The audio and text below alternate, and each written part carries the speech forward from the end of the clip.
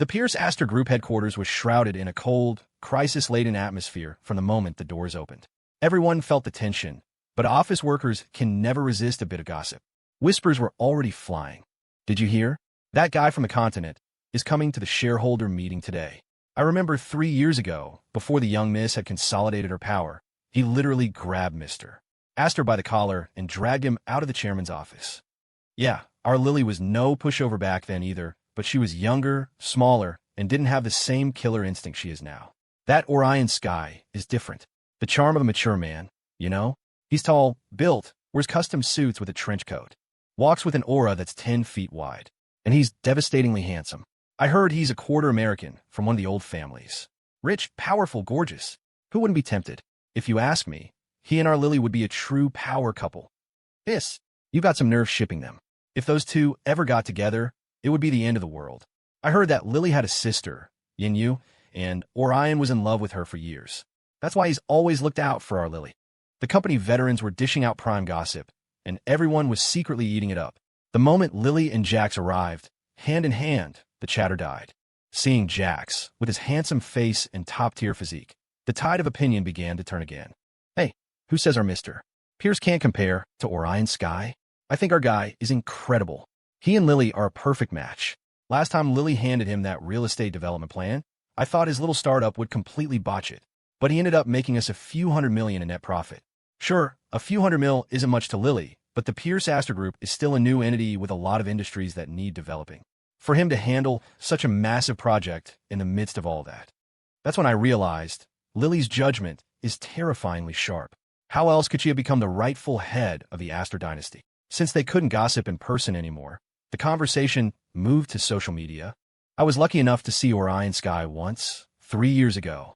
You know, when I first saw Mr. Pierce, I thought he looked familiar. Now that I think about it, there's a definite resemblance between him and Orion. Oh, my God. Please don't let this be some kind of stand-in for a long-lost love story. Our Lily deserves a real, sweet romance. Don't say it, but now that you have. I heard Orion is of mixed heritage, and that his maternal grandfather was from one of the reclusive founding families of this country. The Pierce family. The Pierces? Not the pharmaceutical dynasty, the other Pierces. Our country's history is long and deep. Think about which Pierce family is rarely mentioned anymore, but whose ancestors are appearing more and more in history books. Whoa, the East Coast Overlord Pierces? I heard they became reclusive and moved out to a private estate somewhere, rarely making public appearances. Their descendants don't even use the Pierce name anymore. They changed it to something else. Gasp! This city has the best gossip, so big and juicy. Now I'm actually looking forward to the meeting between Orion and our power couple. It's bound to be spectacular. Damn it, why can't I get promoted faster? Then I could be in the conference room getting the front row scoop. Inside Lily's office. Instead of going straight to the conference room, Lily and Jax had stopped here. Nathan had already informed her that Orion Sky had gone directly to her chairman's office upon arriving. He'd also passed on a message. Orion wanted to see her. As they entered, they saw a tall figure lounging in Lily's leather chairman's chair. His long fingers tapped idly on the desktop, which was piled high with famous snacks from all over the world. You kept me waiting. Look at all this. Don't you just love snacks? I brought a few chefs with me on my trip this time, just to make you delicious things. A new treat every day. Do you like it? Lily shot him a look and rolled her eyes. You're insane. Jax, don't mind him. He lost his mind years ago, Lily said, her tone uncharacteristically familiar. The way they could trade barbs like this showed a relationship that had reached a certain level of deep, complicated history. All right, little Miss Astor, what's the harm in me calling you? Is it really worth being so vicious? Orion said, his tone playful. I even brought you all these snacks. I heard all the way over on the continent that things have been very exciting at the Astor Group lately. Can a guy come watch the show? Don't be so stingy. Orion stood up. He was a towering figure, with classic, deeply set European features, but his eyes were a piercing black, a testament to the creator's favoritism. And this must be your new contractual husband. Jackson. Pierce. Orion paused when he said the name Pierce, savoring it, as if the word itself held a world of meaning. Mr. Sky, welcome to the States, Jack said, extending a hand with perfect composure. He was calm, collected, the epitome of a gracious host. In terms of presence, he somehow managed to overpower Orion. Orion, who had spent his life steamrolling everyone, had never encountered a situation like this. As he seriously studied Jax's face, he felt the world tilt on its axis. UNC. Uncle. Jax raised an eyebrow, his suspicious gaze complex. He glanced at Lily, an entire conversation passing between them in that one look. Yeah, definitely a madman.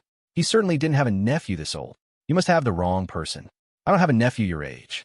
Besides, we're clearly from different backgrounds. How could you make a mistake like that? He turned to Lily. Lily, is he blind? Combined with what Lily had said, Jax was now genuinely questioning the mental state of this supposed kingpin from the continent. Orion stepped closer to Jax. His tall frame should have been oppressive, but he couldn't seem to diminish Jax in the slightest. The young man stood as straight as a pine tree, his aura exceptional, his handsomeness possessing a refined style that screamed he was not to be underestimated. At his side, Lily intertwined her fingers with his, their affection palpable. Just standing together, they were the picture of a perfect couple. To Orion, the scene was bizarre. He knew Lily. Back in their world, she was an incredibly difficult person to handle. She showed men absolutely no mercy.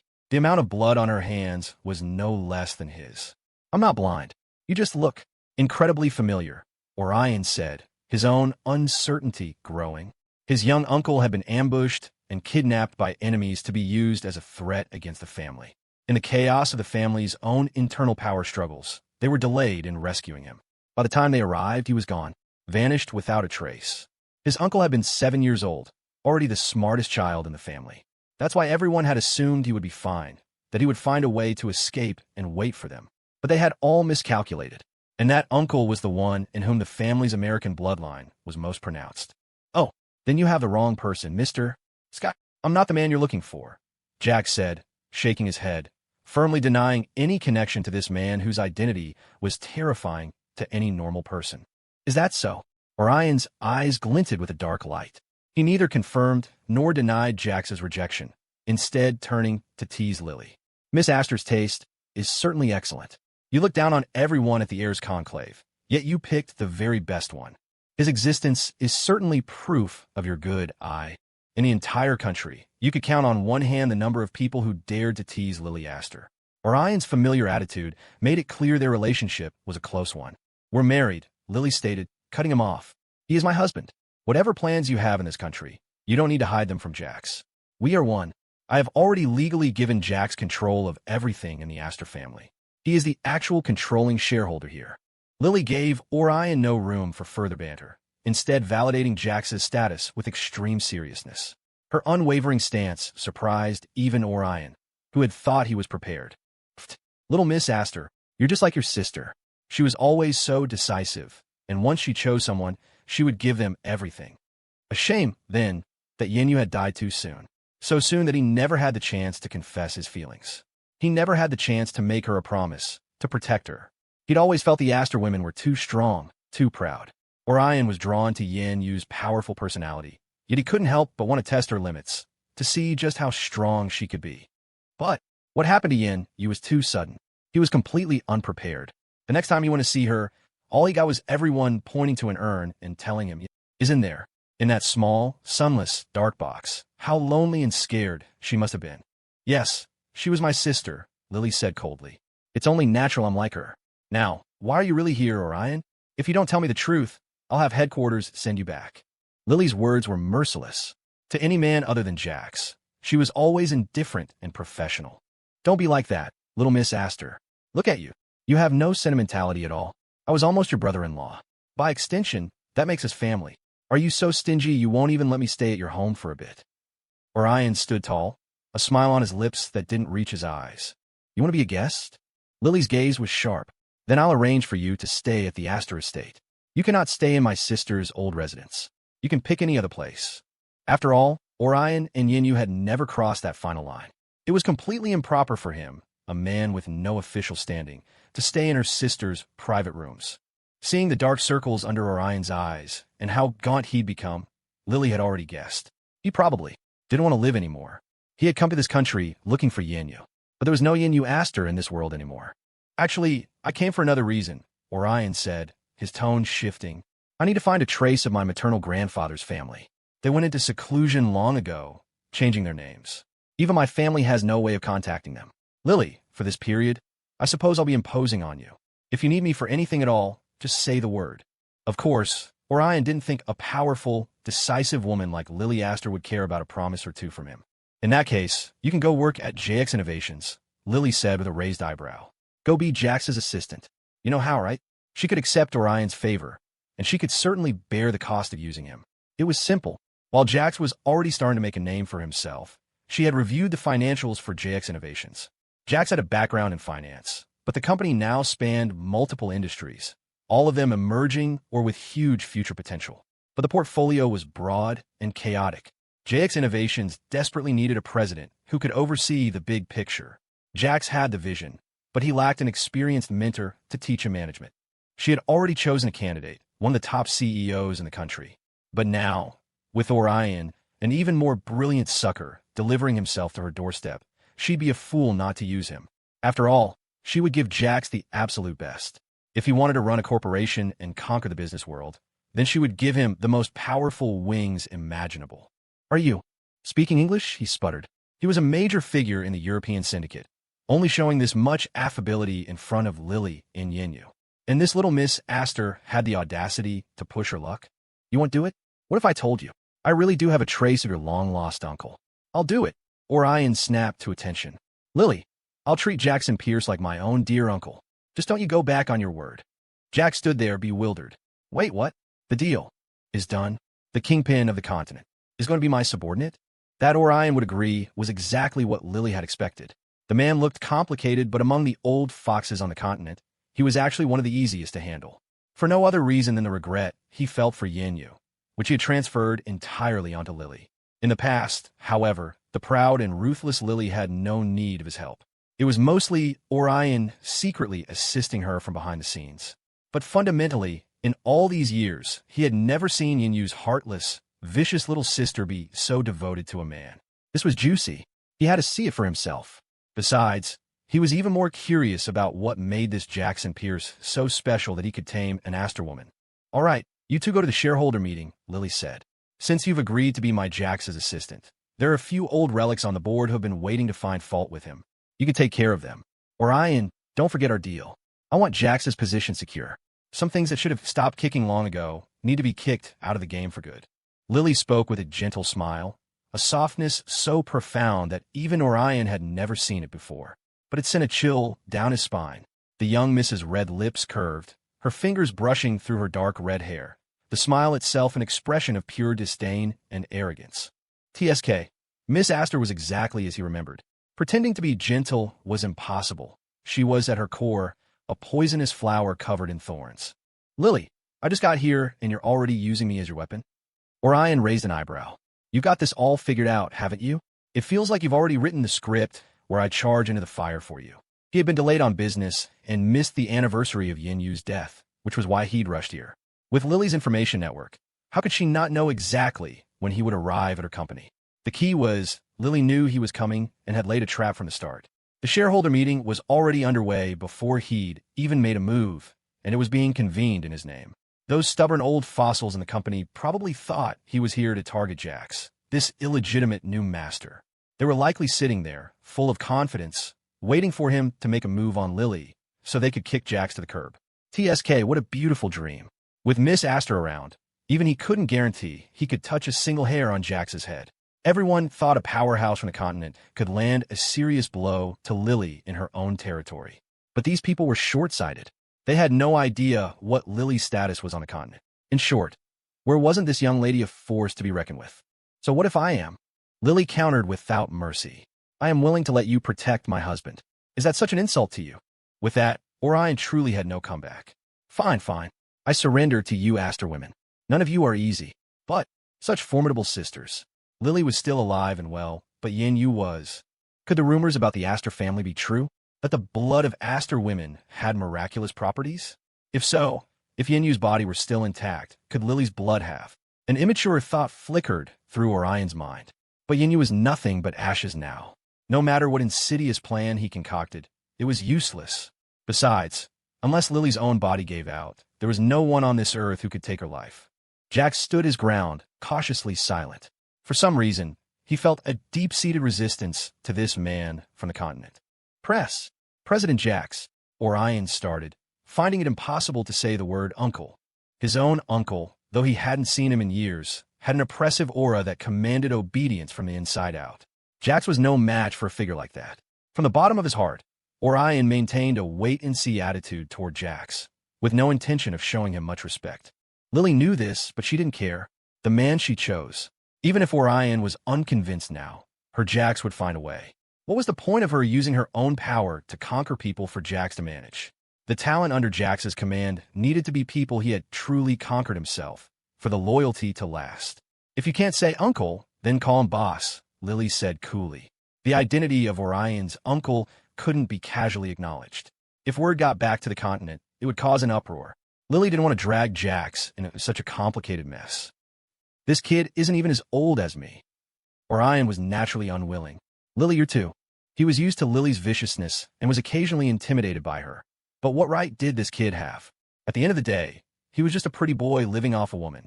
It was only because of his own upbringing and Lily's presence that he hadn't openly disdained Jax. Lily raised her head, her black pupils like bottomless whirlpools ready to swallow him whole. Her long fingers tapped rhythmically on the desk. In that instant, a violent, pathological, murderous aura began to emanate from her, threatening to consume the entire room. This was the scent of the young Mrs. Displeasure. Jax knew it all too well. The scythe, the chains, the steel needles. The scenes from the basement he'd stumbled into in his past life flashed through his mind. He instinctively moved to take Lily's hand. The young miss hated being defied. This Orion Sky had the capital to challenge and contradict her, but he should not have defied her. Jax's face turned cold. He clasped Lily's icy hand, then slammed his other palm on the desk. His gaze, sharp as a blade, fixed on Orion, utterly fearless and radiating a sharp, oppressive force. Call him. Boss, he commanded. You are not to defy the young miss. If the young miss wasn't happy, nobody was going to be happy. Orion froze. Good heavens, am I just a stepping stone in your marital power plays? But the dismissive, cynical look on Orion's face vanished. He had actually felt a strange sense of pressure from the aura Jax had just projected. Boss, he conceded. Is the young miss satisfied now? Orion stood up, reluctantly walked over to Jax, gave him a suspicious glance, and then strode out of the office with his long legs. Boss, he called back over his shoulder. I hope you can still command that kind of presence in a little while. Of course, this time, you'll have to show me something real. The implication was clear. For now, Jax was still coasting on the respect and benefits afforded by Lily. But when it was his turn to stand alone, he had to stand on his own 2 feet. After Orion left, Jax moved forward and hugged the woman whose body was trembling uncontrollably. Lily's emotions were spiraling again.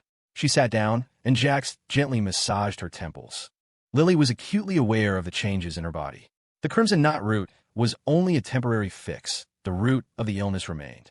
Perhaps she really should pave a set path for everyone, and then leave this world with Jax. But after all she had been through, she found she was becoming reluctant. Reluctant to have Jax leave with her. Mrs. Jiang, the whole Jiang family, would be heartbroken. After Jax left, Lily sat in silence for a long time. Suddenly, she stood and ordered a car, preparing to return to Moonshadow Estate. Miss Astor, Nathan said quietly, Jessica and Chloe have both been placed in the water cell. Since you're in a bad mood, it might be a good way to let off some steam. Mr. Pierce is busy now anyway. He won't have time to come home and see you in a state he shouldn't. Moonshadow Estate. As soon as Lily returned, she saw an unfamiliar car parked at the entrance. She had just stepped into the grand foyer when Mr. Sterling rushed out to meet her. Young miss, young miss. Big news, big news. Lily frowned, puzzled. Mr. Sterling had been with her for years and had witnessed countless major events, but he had never been one to lose his composure. What could possibly have him so flustered? Sterling, you're a veteran of Moonshadow Estate. Why are you acting so flustered? Nathan chided gently, though he was curious himself. No, it's Miss Isabel. She's here, and she brought an invitation. Young miss, I think she's been tricked. You have to come see. As Sterling spoke, Isabel Croft emerged from the drawing room. She usually favored light, gentle colors, but today she was wearing a striking, bright red cheongsam. The dress hugged her graceful figure, her long legs slender and elegant. She was radiant, as dazzling as a lustrous pearl. Even Lily had rarely seen her niece looking so happy. Aunt Lily, you're back just in time. I have some wonderful news to share with you, Isabel said, smiling as she approached. Look, this is the invitation to my wedding. You are the most important person to me and my love. You're the one who brought us together. Now that we're making it official, of course, you're the first one to get an invitation." Her voice was gentle, her eyes filled with a girlish charm. It was true, then, that wholehearted love could truly nourish a person, making them glow from the inside out. Lily looked up, a flicker of genuine surprise in her eyes. She had noticed before that Isabel felt something special for Jax's friend, Sam Cole. But Lily never thought their path would be any easier than hers and Jax's. She had seen Sam constantly pulling back. She had assumed that even if Isabel and Sam eventually got together, it would take some time. But now they had. As her aunt, Lily was happy for Isabel from the bottom of her heart. "Isabel, you and Sam are getting married?" For some reason, as Lily took the invitation, a pang of envy she didn't expect pricked her heart. Their love had finally come to fruition. And they were so fast, so quick to realize their feelings, so quick to enter each other's lives. More importantly, they were both healthy. They could surely grow old together. Lily rarely envied anyone. Even during her difficult youth, her pride never allowed it. She believed she could forge a path for herself that others would envy. But on the path of love, she truly envied Isabel and Sam. Lily opened the invitation, her fingers tracing the familiar gold embossed names. "I'll give you the estate at West Hills as a wedding gift. Isabel, the women in our family rarely find happiness and peace. I've always hoped you could stay away from the family's troubles. Now that you're getting married, as your aunt, I don't have much else to give. You always liked the scenery at West Hills, didn't you? That estate is just sitting empty. It's yours to use as your marital home." Lily's voice was full of warmth and sincere blessing. "Only Mr. Sterling's jaw dropped. "No way. I just thought Miss Isabel was being scammed into marriage. Her fiancé is Sam Cole." "Who is Sam Cole? He has nothing. Even the assets he has now were gifts from our young miss. What right does he have to marry an Astor woman? The Astor family. Such a prestigious name." But looking at it now, the young miss didn't object at all. It seemed he had been worrying for nothing. He had overstepped. Still, even if he could quickly accept this fact, would the rest of the Astor family really accept Miss Isabel marrying a young man with nothing to his name? "Aunt Lily, you're the best." Isabel cried. "Boo-hoo, you know my family. They might still be a little difficult to deal with." But the ultimate authority in the Astor family rested with its head. This meant that as long as Lily agreed, not even Isabel's own parents would dare to look askance at the relationship. This was the benefit of power. No one could question her decisions in the slightest. Even if it concerned her own family, as long as it was Astor business, Lily could intervene openly. "Yes, I'll have my people prepare the wedding for you. Your family won't have any objections. Isabel, all you have to do is be happy." Lily had always been good to her niece, and not just because Isabel had always followed her around like a little tail, sometimes even arguing with Leo for the right to be her shadow. Lily, it seemed, had a natural leadership quality from a young age. No matter where she was, people were willing to submit to her. Her aura was one of absolute, crushing dominance. "Where is Sam?" she asked. Did he agree? Or was this not his choice? Lily raised an eyebrow. She knew a little about Sam. The fact that he hadn't appeared yet made her wonder if Isabel had persuaded him by locking him up. If Isabel had actually done that, Lily wouldn't have been surprised at all. "Miss Astor," I agreed. "I am willing to marry Isabel and make her my wife." Sam's voice rang out from nearby. "Even though I know I'm not worthy of her, the one thing I can guarantee is that I will give all my love to Isabel. I love Isabel." Sam had been standing not far off, feeling nervous. He had slipped out into the garden to call his parents and tell them he was getting married. A sophomore in college who hadn't even graduated suddenly announcing marriage. His family assumed he and Kira had finally worked things out. Sam had to explain the whole story, which took some time. His parents were worried he was being scammed. A college kid saying he was with a famous celebrity? It sounded like a daydream. They feared his recent breakup had broken his brain. Panicked, they were already packing their bags to come in New York City to find him. Sam couldn't stop them and had come back to discuss it with Isabel, only to overhear the young miss questioning their relationship. He instinctively refuted it, baring his sincere heart. "Is that so?" Lily's gaze was sharp. "But Sam, you're a friend of Jax's. You should know that once you marry an Astor woman, you can never betray her. The women of the Astor family could snuff you out with terrifying ease." Lily was speaking as Isabel's family, deliberately testing Sam's sincerity. Of course, his feelings were real now, but feelings could also change in an instant. For now, they had love, and that was reason enough to be together fearlessly. She was happy to bless this couple. "Miss Astor, you can rest assured," Sam said earnestly. "I have considered this very, very carefully. I don't want to make Isabel wait for me. Since we're in love, let's be together now. I won't make her live a hard life with me. I have potential. After I graduate, I won't be an idler. I will support Isabel. I will support our family. He had always been a talented and capable man. Otherwise, he wouldn't have been able to escape his small town with his excellent grades. He wouldn't have consistently been at the top of his class at Kingston University, winning scholarships. He was just in the accumulation phase of his career. All he needed was an opportunity to unleash his potential. And with Jax as that opportunity, the talent Sam was now displaying was already enough to show he was a promising prospect. His life was destined to be anything but ordinary. Isabel's judgment wasn't wrong. She couldn't help but smile, watching Sam so seriously promise and profess his love for her. Unable to hold back, she strode over to him, threw herself into his arms, and hugged his waist tightly. Sam, to be your wife. I am the lucky one. It was so wonderful, so perfect. She was finally going to marry him. Isabel's invitation was delivered, and the date was set for just 1 week away. For the rich and powerful, time was never an obstacle to getting things done perfectly. With enough money, anything was possible. You don't have to worry so much about your accomplishments or whether you can support Isabel, Lily said, addressing Sam in her capacity as an elder. She was speaking from the heart. An Astor woman doesn't need to be supported. The best gift for her is just for you to be together. Sam, what Isabel wants is you. As long as you don't back down, no matter the circumstances, then her being with you is worth it. Miss Astor. No. Aunt Lily, thank you for your support. Isabel told me that in the Astor family, your opinion is the one she cares about most. Thank you for allowing us to be together, Sam said with genuine emotion. The sudden shift in his status, dropping a generation, was still something he was getting used to.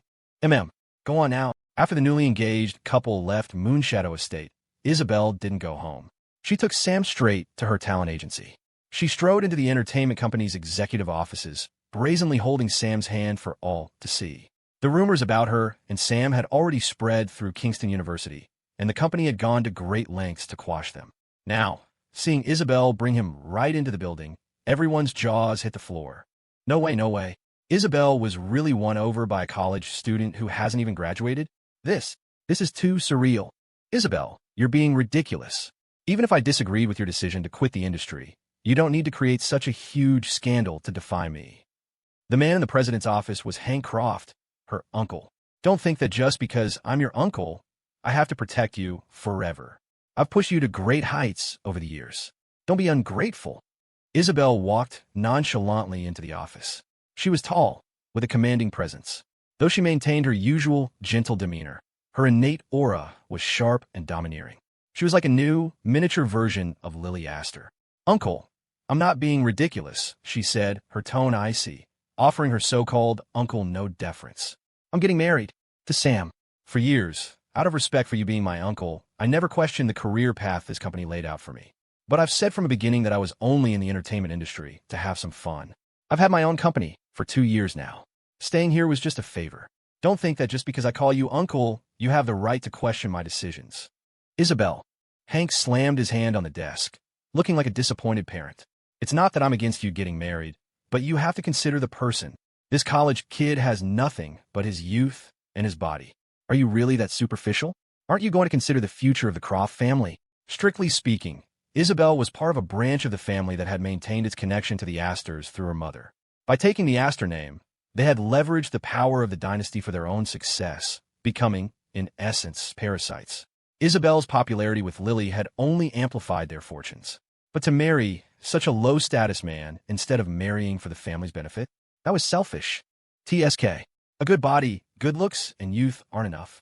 Isabel's voice dripped with sarcasm. Uncle, Aunt Lily has already approved our marriage.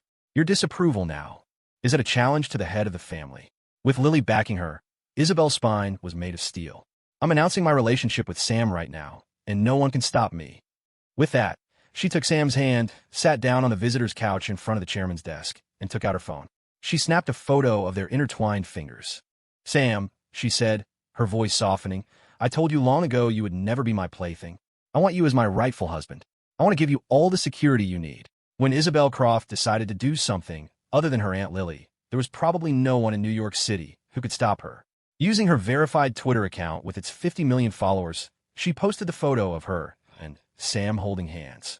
She added another picture, A dimly lit shot from that night, of Sam asleep in her bed, the faint red marks on his neck sparking infinite speculation.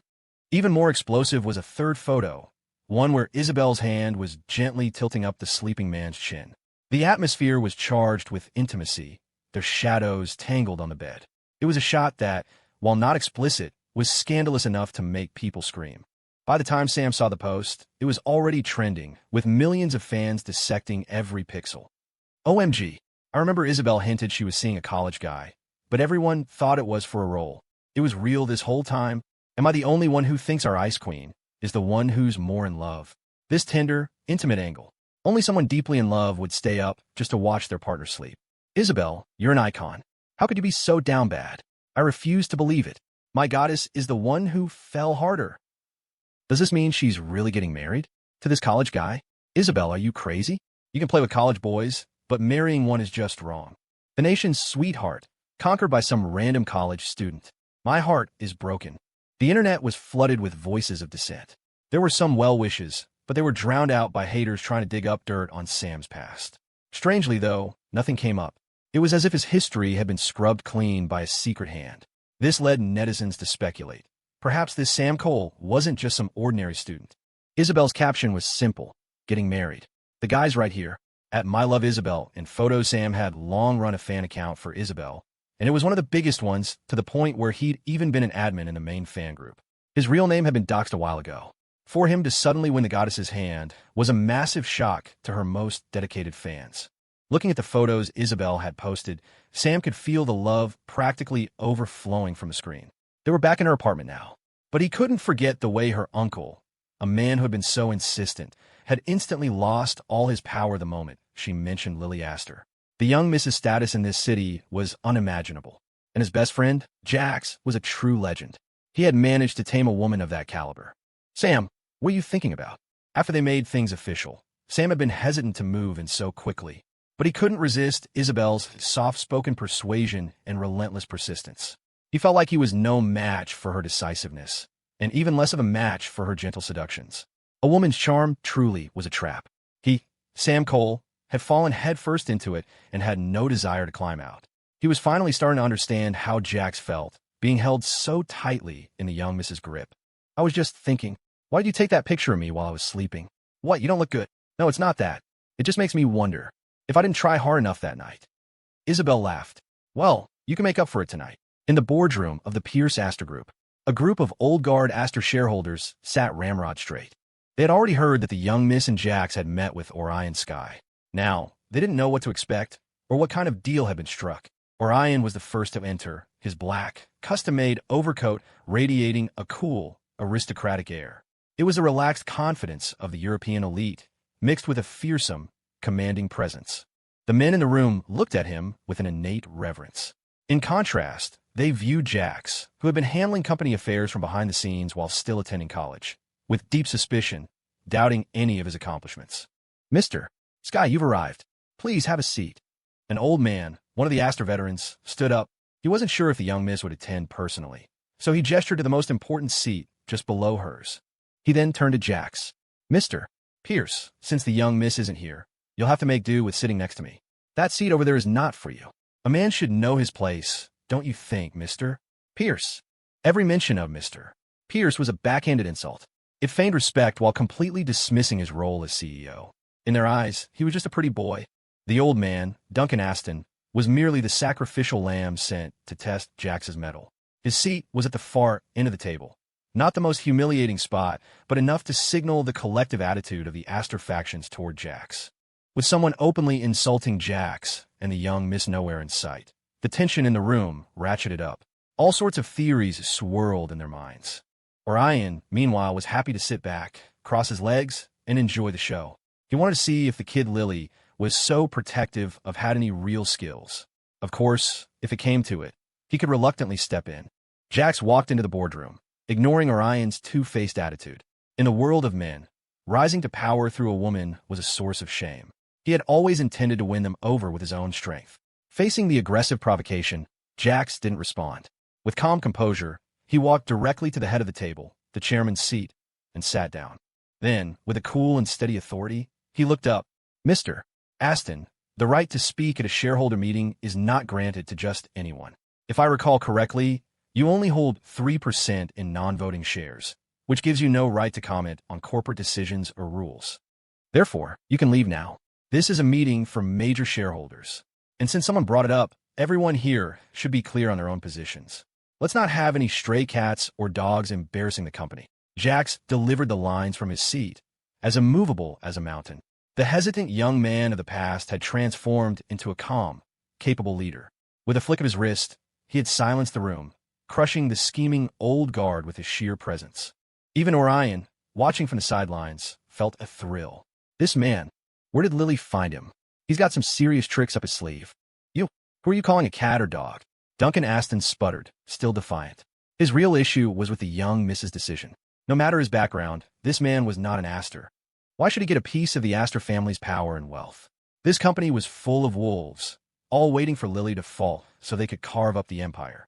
But then Jax, an outsider, had appeared, and through his marriage, he could legally claim a share of the spoils they had been eyeing for themselves as branch family members. Of course they were anxious. He was snatching meat right from their jaws. "Get out," Jax said, his voice low and steady. "Or do I need to have you thrown out?" His gaze was as sharp as a blade, and a collective gasp went through the room. That aura, that presence. Jax hadn't said much, nor had he lost his composure by shouting. But a single look from him sent a tremor through everyone's soul. This is just like Lily's presence. That terrifying, gut-wrenching feeling was all too familiar. How had this couple become so alike? Still, no matter how much Jax mimicked her presence, he could never possess her thunderous methods and capabilities. In a fight against these old foxes, he was still too green. TSK. President Pierce, why bother with your subordinates? You're in management now. Such a lack of magnanimity won't do. Another shareholder, one of the elders of the Aston family, spoke up. He could see that Lily had deliberately thrown Jax to the wolves and probably wasn't coming to back him up. Now it was a battle between them. The Astors were a massive American dynasty. The main family bore the name Astor, while the branch families like the Astons had similar but distinct names, a clear delineation of status. The Aston family had grown powerful under Lily's father, their influence deeply embedded in the group's network. Jax had learned all of this from Lily. His cold gaze fell on the man. The challenge was blatant, but Jax remained unfazed. He reached into his briefcase, pulled out a folder, and then looked up. "Mr. Aston, the fact that you're still standing here is proof enough of my magnanimity, isn't it? Last quarter, there was a problem with the construction proposal for Starlight Studios. A $100 million discrepancy. And I haven't even settled that account yet. Now you're jumping up and down, telling me to be magnanimous? If I did that, wouldn't everyone else be able to ride my coattails to heaven?" Smack! Jax slammed the file onto the middle of the conference table. It was the file detailing the project's discrepancies, a mess that anyone in the business would recognize as shady. This was the work he had been doing silently since taking over the Pierce Astor Group. He remembered clearly from his past life. The Astor Group hadn't collapsed all at once. Besides him stealing the company's secrets, Lily had lost all interest in the group, allowing the Aston family to gradually devour it. She didn't seem to care about anything back then. But the fall of such a massive empire took time. Some things had started long before, perhaps when Lily first realized she wasn't going to live long and stopped caring. She let them nibble away like ants on an elephant, letting the rot spread. Relying on his memories, Jax had used Nathan to follow the threads, uncovering fatal evidence. Every one of them was dirty, and now, that evidence was the ace up his sleeve. The moment the file hit the table, Duncan Aston deflated, staring at Jax in disbelief. He looked as if he were seeing a newly hatched demon, breaking free from its cocoon. This was Jax, but he was also becoming the next Lily Astor. Watching this unfold, Orion finally understood. Lily's judgment had never been wrong. This young man was the epitome of a wolf in sheep's clothing. The evidence he had prepared was more than enough to establish his footing in the Pierce Astor Group. He had simply been waiting for the right moment to play his hand and settle accounts with these old dogs. And this was undoubtedly the perfect moment. What is the meaning of this? President Pierce, we've shown Miss Astor face by calling you that, but it doesn't give you the right to abuse your authority to slander your subordinates and use underhanded tactics to gain unsavory things. Duncan Aston flew into a rage. He couldn't possibly admit to this, but this was the terrifying part of Lily's strategy. She had long propped up two factions of the Aston family to keep each other in check. Duncan Aston led one. His rival, Ryan Aston, led the other, a seemingly conservative faction that had always been at odds with Duncan. Seeing Jax catch Duncan and seeing Duncan deny it, Ryan was tempted to jump in. But he hesitated. If Jax was targeting Duncan, he probably had dirt on him too. Ryan didn't dare make a move. With his rival neutralized, Duncan was trapped in Jax's gambit. Slander? Jax's voice was calm. Every word in this file is legally binding. Since you're questioning it, Mr. Aston, I won't handle this privately. Let's just submit it to the authorities. Of course, this can also serve as a reminder to everyone here not to make the same kind of low-level mistake. Honestly, these weren't sophisticated schemes. They would never have fooled Lily later on. But by then, her heart was dead to the world, and even if she noticed, she couldn't be bothered to care. That's what had whetted the appetites of the Aston family, leading to the group's eventual collapse. Now, Mr. Aston, one of Duncan's cronies interjected, trying to smooth things over. Since President Pierce is willing to discuss this with you, don't be so rash. It's just a few data errors in the project that caused a discrepancy. Just apologize properly to President Pierce. He won't treat you unfairly. Jax recognized the man as Duncan's advisor. He could see that Jax wasn't really trying to clean house and eliminate him entirely. What Jax needed was to establish his own foundation in the Pierce Astor Group. That couldn't be done just by completing a few successful projects. He needed connections, a network, and most importantly, his own loyalists. And until now, Jax had none. He was currently laying the groundwork for his own power base. And the best way to control people was to hold their weaknesses in your hand. This move had perfectly seized Duncan Aston by the throat. $100 million discrepancy. If Jax, backed by Lily, decided to pursue it, Duncan would undoubtedly face prison time. Ryan Aston would then become the sole power. Jax wasn't that foolish. He wanted to cultivate his own power. These old dogs had nothing he wanted except for their deep-rooted control over the group, which was something he could learn from. After all, he was still just a college student. He had a long road ahead in the world of business. He wasn't arrogant, but he wasn't naive either. He would conquer the Pierce Astor Group with his own strength and ease his wife's burdens. His Lily wouldn't have the energy to manage the group in the future. As her husband, he would not fail to protect her assets. Duncan Aston was sharp enough to read the situation, but even with his neck in a noose, he was reluctant to be tamed by Jax. $100 million project error was a drop in the bucket for the entire Pierce Astor Group. For Jax to use that to control him showed he underestimated the Aston family's greed. He ignored the mediator's attempt at diplomacy, scoffing at Jax's naivete. Jackson, do you really think you're the one calling the shots here? Even if this project loss is real, so what? The group doesn't need this project, and the Aston family can afford to cover all the subsequent costs. Even if you take this to the authorities, I could take full responsibility and walk away clean. Who are you trying to threaten with this pathetic leverage? Jackson, you're sitting in that chair. But do you really think you're worthy of it? At first, Duncan had been spooked, assuming Jax's move was an order from Lily. But on second thought, the young miss was never this subtle. If she wanted him gone, he wouldn't still be in this boardroom. Unless she was using him and the entire Aston family as a whetstone to sharpen Jax. That idea was too insidious and unnecessary. For Pretty Boy, all she needed to do was clear his path and protect him. There was no need to train him to be strong and powerful. That would just be letting an outsider become her master. After mulling it over, Duncan's inherent disdain for a kept man like Jax won out. He decided to call the bluff. No matter how big a mess he made, Orion Sky from the continent was right here. Surely, he wouldn't be left without an escape route. With every move, he watched Orion's reaction. Duncan Aston, so you're that impressive? Huh? Not even afraid of federal prosecution, Jax said calmly. Of course, I don't care how you evade the law. But the Starlight Studios project is just the tip of the iceberg. Are you really brave enough to expose the filth underneath? I gave you a chance to surrender, but since you're unwilling, perhaps all those hidden transactions should see the light of day. Jax remained seated, his posture unwavering. He knew the Aston family wouldn't be so easily tamed. Sometimes, you had to use force to leverage power. Little O, what do you think? Jax had laid out his threat, then casually glanced at the man who had been enjoying the show the entire time. Orion was lounging comfortably in his leather chair, savoring Jax's performance, looking completely detached. But when Jax suddenly called out to him, he nearly choked. Little what? Little O? Who the hell are you calling little? More importantly, it's not about the little. Is Little O something he can just say? Forget him. Not even Lily has ever called me that. How dare he? The entire office fell silent enough to hear a pin drop, punctuated only by the sound of old men sucking in sharp breaths of air. A cold, bizarre atmosphere descended. The men in the room, though not on the same side, all wore the same shocked expression. Their eyes darted around frantically. What? What did you call me? Orion, the powerhouse from the continent, felt his proud, aristocratic aura shatter under the weight of Jax's little O. Little O, no? You're my assistant. Am I supposed to call you Mr. Sky?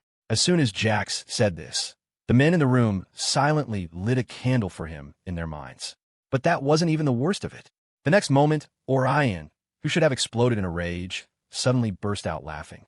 It was a grating, chilling sound. Yes, yes, President Pierce is my boss. Of course, you can call me whatever you want. Orion's submission made everyone's jaw drop. What the? That's it? One of them actually dared to say it, and the other one actually accepted it. This is the kingpin of the continent. The entire Pierce Astor group should be bowing to him. What kind of dirt does Jax have on him?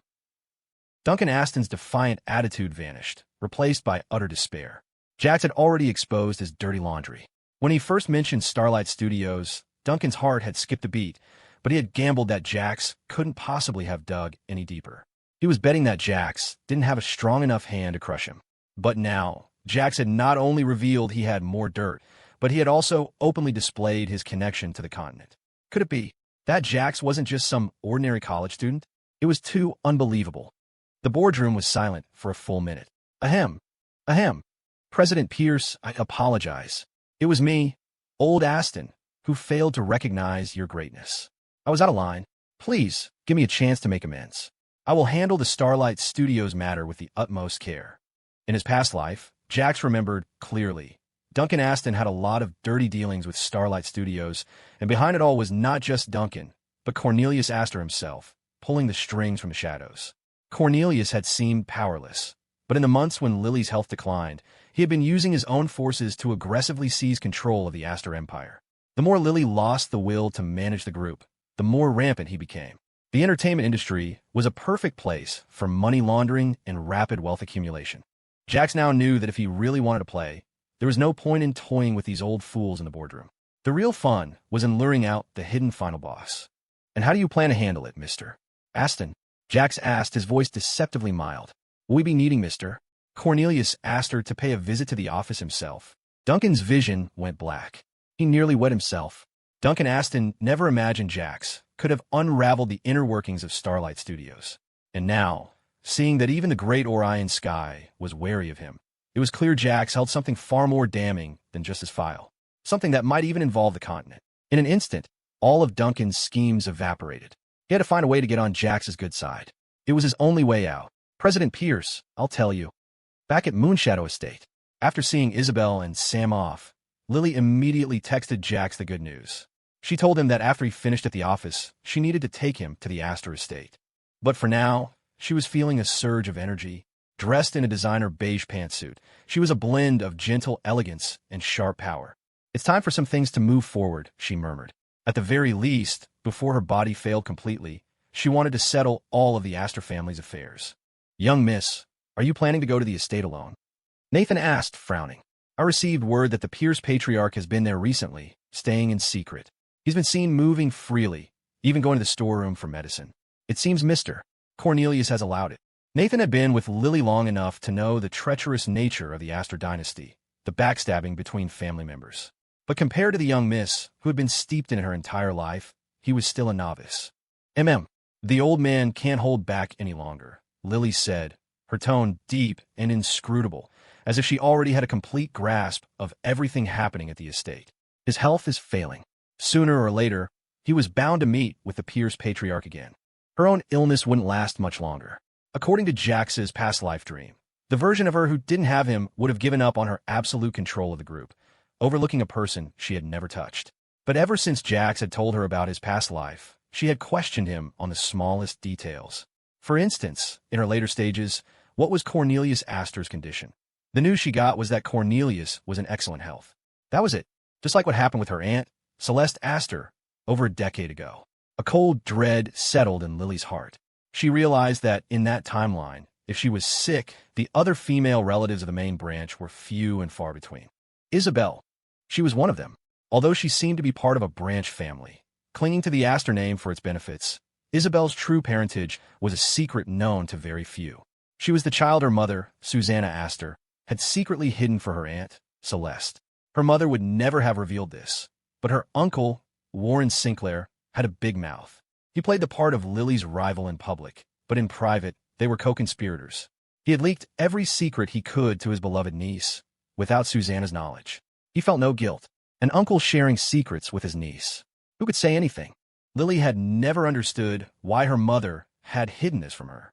Not until now, when everything was becoming increasingly strange. If the past life version of herself hadn't met her end at the Astor estate, then someone else in the family had. And that person was very likely Isabel. Isabel was about to get married. In her current identity, she could still enjoy the glory and power of the Astor name, and Lily had no intention of officially bringing her back into the main family. It was enough for her to live well as a member of a branch family. The night Jax confessed everything, Lily had asked him many questions. Among them was one crucial one. After my health declined, did Isabel still come to see me every Tuesday? This was vital. Isabel and Lily were close. Despite her initial dislike for Jax, Isabel had a habit of visiting Moonshadow Estate every Tuesday. As Lily's condition worsened, her visits became more frequent, sometimes 4 or 5 times a week. But after Lily had supposedly gone abroad for treatment in that timeline, Isabel had stopped coming. That in itself was normal. The patient wasn't there, so why would she visit? It wouldn't have raised any suspicion. No, Jax had said after a long, difficult pause, trying to remember. I thought it was strange at the time. I happened to see a news report. Isabel was in an accident on set. A wire harness failed, and she fell. It said she was hospitalized, but celebrity schedules and hospitals are kept secret, and the news was vague. He thought for another moment, then added, later, I think she died. The death of a famous actress would normally be huge news, but she was an Astor. The family could easily keep it quiet. Jax only remembered because he'd seen her so often at Moonshadow Estate. The expression on Lily's face when she heard this was unreadable, but Jax felt the temperature in the room plummet. A bone-deep chill filled the air.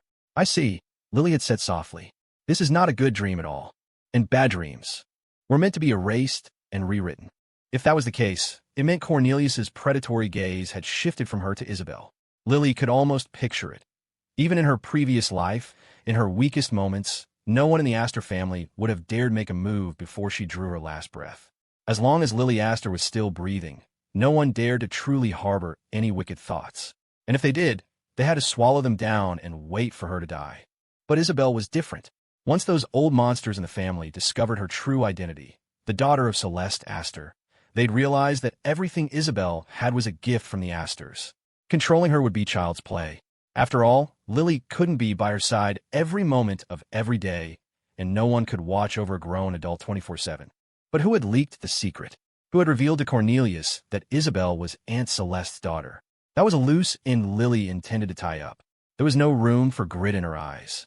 More importantly, Lily knew that no matter who leaked the information, the root of the problem was the man who received it. If she eliminated the source of the threat, the danger to Isabel would vanish. After a moment of contemplation, Lily's mind was made up. She had to do something before her body weakened any further. Lily Astor was not a woman who sat around waiting to die. Back to the estate, she commanded. Nathan immediately had the car prepared, but seeing the matriarch return alone like this, it wasn't that he feared she would be at a disadvantage. He was afraid she would go on a rampage and be unable to stop. And if that happened, wouldn't he be? A chill ran down Nathan's spine. The black Rolls-Royce, like an elegant specter, glided into the Astor estate.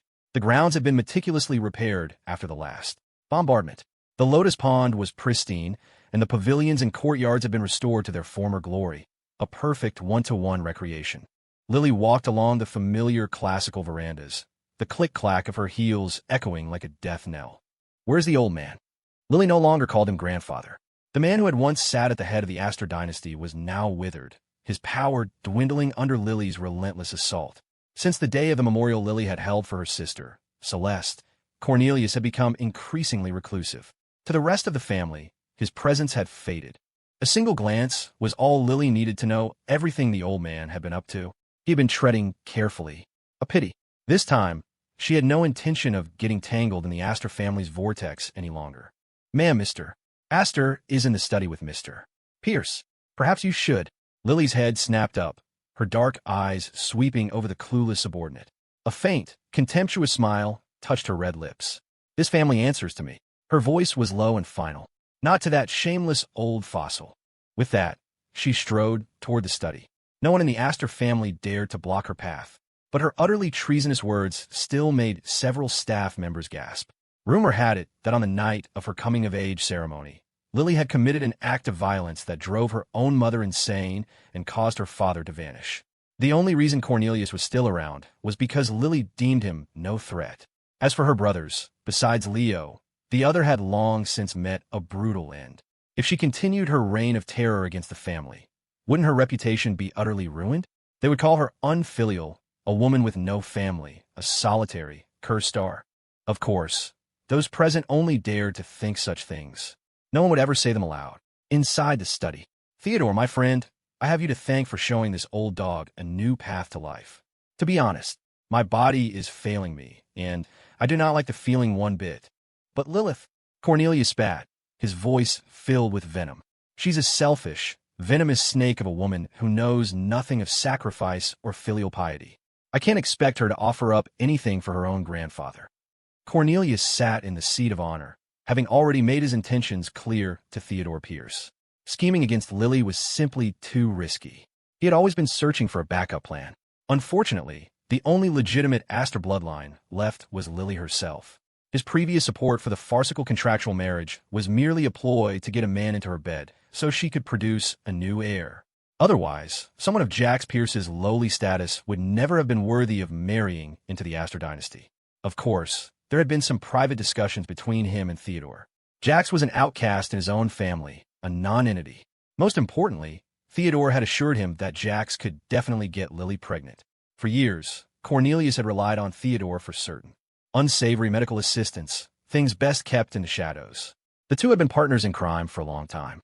While Theodore may have coveted the Astor family's prestige, he hadn't reacted when his favored grandson, Caleb, was replaced. It seemed he genuinely had high hopes for Jax and Lily. Patience, Cornelius, Theodore said from a lower seat. He looked surprisingly robust, his old, dark eyes glinting with an unnerving light. I've already told you, once we find Miss Isabel Croft, I can provide you with some herbs to cultivate her for a time. It's not entirely impossible. Just then, the click-clack-click of high heels echoed from outside the door. Even footsteps could send a message. And Lily Astor's stride always carried a sense of violent beauty, an elegant rhythm laced with bloody slaughter. She appeared in a stunning gown, pushing the study door open with unhurried grace and striding into the room as if she owned it. Well, what you two old-timers chatting about? The moment Lily appeared, the air in the room seemed to freeze. Both Cornelius and Theodore felt their jaws tighten involuntarily. Lily, my dear, what brings you home today? You should have let your grandfather know. I would have had the staff prepare your favorite truffle and prosciutto-wrapped scallops. Lily's eyelids lifted slightly, the profound mockery in her gaze making both men's hearts pound. A strange, unsettling laugh escaped her lips. Truffle and prosciutto-wrapped scallops? That was Celeste's favorite dish. Her mother, Susanna, was a high-society woman who knew how to cook very few things. That dish was the one she had perfected. For Lily and her sister, it was the only thing that tasted like their mother. But the men of the Astor family had only ever known how to bleed their wives and daughters dry. What could they possibly understand of their emotions, their inner worlds? You're getting senile, Cornelius. You've even forgotten that was Celeste's favorite, she said, her voice dripping with poison. Or, are you missing my dear sister as much as I am?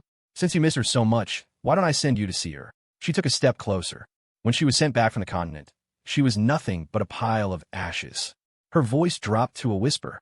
So pitiful, so lonely. It must be so boring with no one to keep her company. Lily advanced step by step. She looked so gentle, so elegant. If one were to ignore the murderous glint in her eyes, she could easily be mistaken for a debutante. Lilith, what madness are you planning now? Have you forgotten? The launch of our European holdings requires my seal. As long as I refuse to provide it, Cornelius brandished his final trump card, the one thing he believed gave him leverage over her. In his mind, the Astor family's legacy European holdings held an irresistible allure for anyone. It was why Lily had spared him. Chill. Relax. Lily's voice was a silken thread of menace. I'm not interested in hearing it anymore. It's time for you to be on your way. What did a dying woman care for European holdings? The only reason she'd left him alive was because she'd been afraid that the talk of her being a family killer would scare off Jax, whom she'd already set her sights on. She couldn't have cared less about anything else. But now that he had become a direct threat, there was no reason to keep him around.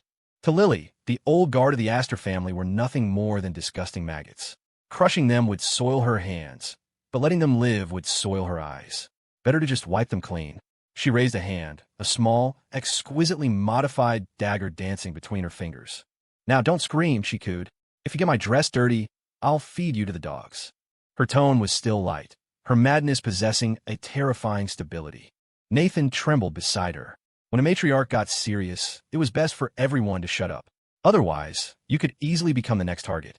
With that thought, Nathan glanced at Theodore Pierce, who was also shaking but was smart enough to try to shrink into the background. In the next instant, Nathan shoved the old man, sending him sprawling to the floor. Oof! Theodore let out an involuntary cry as he hit the ground. A split second later, he felt a dark, venomous gaze land on him with something akin to excitement. Theodore froze. What the hell? Distracted for a moment by the sound from Theodore Pierce, Lily didn't even pause. The dagger plunged straight into Cornelius's palm. The pain was immediate and absolute. At that moment, Cornelius Astor, the patriarch who had lived a life of pampered luxury, felt the crushing weight of the one who had truly replaced him. The entire Astor household, even his personal butler who had served him for decades and was hiding somewhere in the study, didn't have the courage to show his face.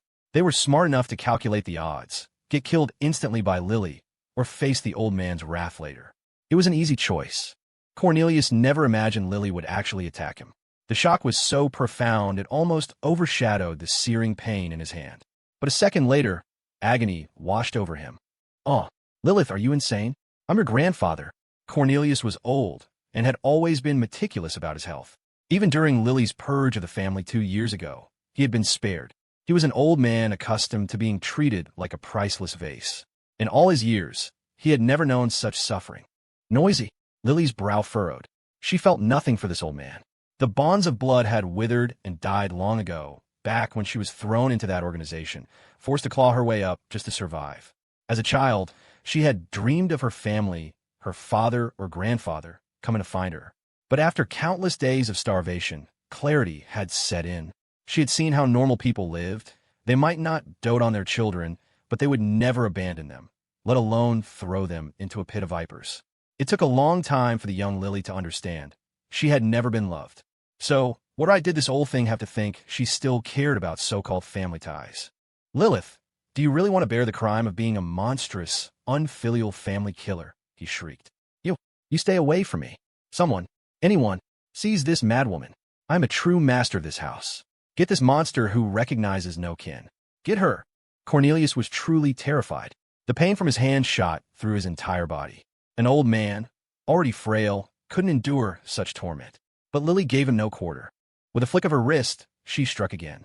This time, the blade sliced cleanly through the tendons in his other wrist. It was fast, precise, and ruthless. A bloodthirsty smile played on her lips as she paced nonchalantly. She didn't even say a word, just cast a lazy glance at him. She knew the old man was devious and had never truly accepted a woman taking over the Astor dynasty. That was why, even after she had seized total control of the corporation, a few of the old board members, while appearing to play it safe, still secretly held sway. It was a clear sign that someone in the family was unhappy with her rule. Previously, Lily couldn't be bothered with such petty schemes. In the dream Jax had told her about, she had likely been just as dismissive. But now, she had specifically chosen a time when the board members were busy dealing with Jax and Orion Sky, too distracted to care about Cornelius's fate. Of course, the real reason Lily dared to storm the estate so brazenly was that she had already prepared for it. The entire estate was under the control of her people. So what if she came alone? She could still eliminate this old filth. The blade of her dagger grazed his neck. Suddenly, a figure moved, pulling Cornelius back and shielding him. Mr. Astor, are you all right? The newcomer was the most formidable of Cornelius's personal bodyguards, a loyal enforcer he had spent a fortune to acquire and keep by his side. I'm fine. Cornelius's eyes were bloodshot, his old face as mottled as tree bark. He was terrified. The pain in his hands made him want to scream endlessly. She was trying to cripple him. Lily knew perfectly well that his hands are what he treasured most. For years, Cornelius had been obsessed with his appearance. The aging process, while slower for him than for his peers, still displeased him. He was pathologically pursuing youth, and he had found a way to slow his decline. Daily immersions in baths infused with precious herbs grown with the blood of virgins. While he couldn't spend all day in a tub, he could soak his hands for hours. Over time, his hands had become the youngest, most supple part of his body. Even Leo often remarked that his grandfather's hands looked like those of a man in his 20s. Such praise brought Cornelius unparalleled satisfaction. To him, as long as he could retain a youthful body, the title of Astor family patriarch would always be his. And Lily, of course, knew exactly what he cared about most. Power and money. He'd had them his whole life. Only youth was something he'd possessed but could no longer hold on to. Lily was destroying the very thing he prided himself on, the thing he cherished above all else. When it came to punishment, Lily was an expert. Different people required different methods. Cornelius was obsessed with youth, so she would make him watch himself decay. The youngest, most precious part of his body, pierced and mangled by her own hand. Jagger, cripple his other hand, Lily said, raising an eyebrow. The moment she spoke the bodyguard's name, Cornelius's face went white with shock. He had been plotting, coveting Lily's blood, even poisoning her when she was a child with an incurable toxin. But Lily had seemed utterly indifferent. She must have known about his disgusting plans for years, since Jagger had been by his side for so long. Why hadn't she done anything? Why now? Why had she suddenly decided to eliminate one of her few remaining relatives? No, don't, Cornelius cried out, his composure shattering. Lily, why? Why don't you care? Why don't you even ask me why I want her blood? He was broken. His pride wasn't just in his pursuit of youth, but in his lifelong belief in his own cunning, his ruthless understanding of human evil. This didn't make sense. Lily shouldn't have cared about his petty schemes. Perhaps, she said softly, the old me was never afraid of dying. Her gaze softened, a flicker of something new in her eyes. But now, I have someone to protect, someone to love. Jax wants me to live, so I'll do my best to try. As his wife, I want to grant his wish and give him an answer. Lily's words seemed directed at Cornelius, but they were really for herself. Of course, a madwoman like her didn't care about killing her own family. In her eyes, they were all beasts, and it was better to kill them all than let one escape. She had tolerated Cornelius for a while to avoid scaring Jax, but she had always seen him as nothing more than an animal in a pen, to be slaughtered whenever she pleased. She wasn't bothered by how disgusting or ruthless they were, because none of them could ever be more ruthless than her. But for them to plot something so vile right under her nose, that required her personal attention. You want to stay young forever? You're over 90, you old fossil. Don't you find it perverse, living so long while looking at your own disgusting reflection? Lily's mocking gaze enveloped him, her eyes like invisible, barbed sickles, capable of flaying a man with a single look. Hearing the word perverse from Lily's lips was the height of irony. Her own perverse methods were enough to make anyone despair. Nathan, Lily's tone shifted, peel the skin off this old dog. Cornelius began to tremble violently. Since you don't like your wrinkled hide, why don't I have Nathan peel it off for you, iron it smooth, and then put it back on? Her voice was thin and merciless. Look at me, old man, fulfilling your wishes. I'm such a filial granddaughter. There was no one in this world who could stop her madness, so why shouldn't she be as reckless as she pleased? Besides, she had never played such an interesting game before. Nathan nodded. He was adept at these small acts of evil, following in the matriarch's wake. He quickly presented her favorite weapon, a gleaming scythe. He bowed his head respectfully. Ma'am, will you be doing the honors? Or shall I? His question was a show of deference. It all depended on the matriarch's mood. Her methods were far crueler than his. She wouldn't even knock the person out. She would just peel them alive. Lily. Lily, calm down. Grandfather doesn't want to be young anymore. My skin can stay wrinkled, it's fine. You don't have to trouble yourself with ironing it. This was no joke. This was human flesh, not some animal hide that needed pressing. He knew Lily's methods all too well. There was no craziest, only crazier. Theodore, get your grandson. Lily only listens to that boy. Quick, have him come save us. Just moments ago, Cornelius had looked down on Jax, viewing him as a mere pawn. Now, he was scrambling and begging for Jax to rescue him. Theodore Pierce flinched as his name was called, a jolt like lightning striking his spine. He looked up, his body trembling, and sure enough, he met Lily's eyes so devoid of emotion they held only a pure, bloody madness, like a predator that had just spotted new prey. Theodore's legs went weak. He knew Cornelius was right. Without a second thought, he fumbled for his phone and dialed Jax's number. A moment later, A look of disbelief and despair washed over his face. No, no, how is this possible? That boy, Jax, he respects me more than anyone. How could he block my number? I'm his grandfather. Has he forgotten all the years I was good to him? Theodore was frantic. Not being able to reach Jax felt like the sky was falling. But it didn't make sense. In Jax's eyes, he was the good, beloved grandfather.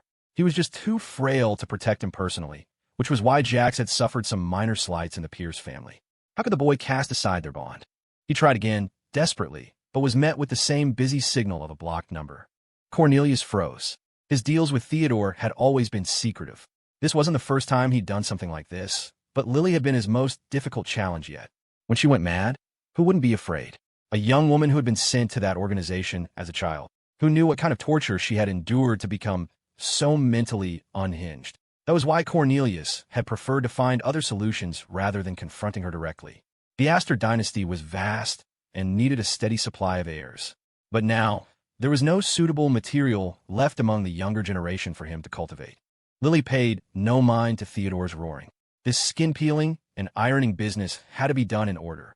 Theodore would have to wait his turn. She picked up the small scythe, the sound of her heels on the floor sending shivers down their spines.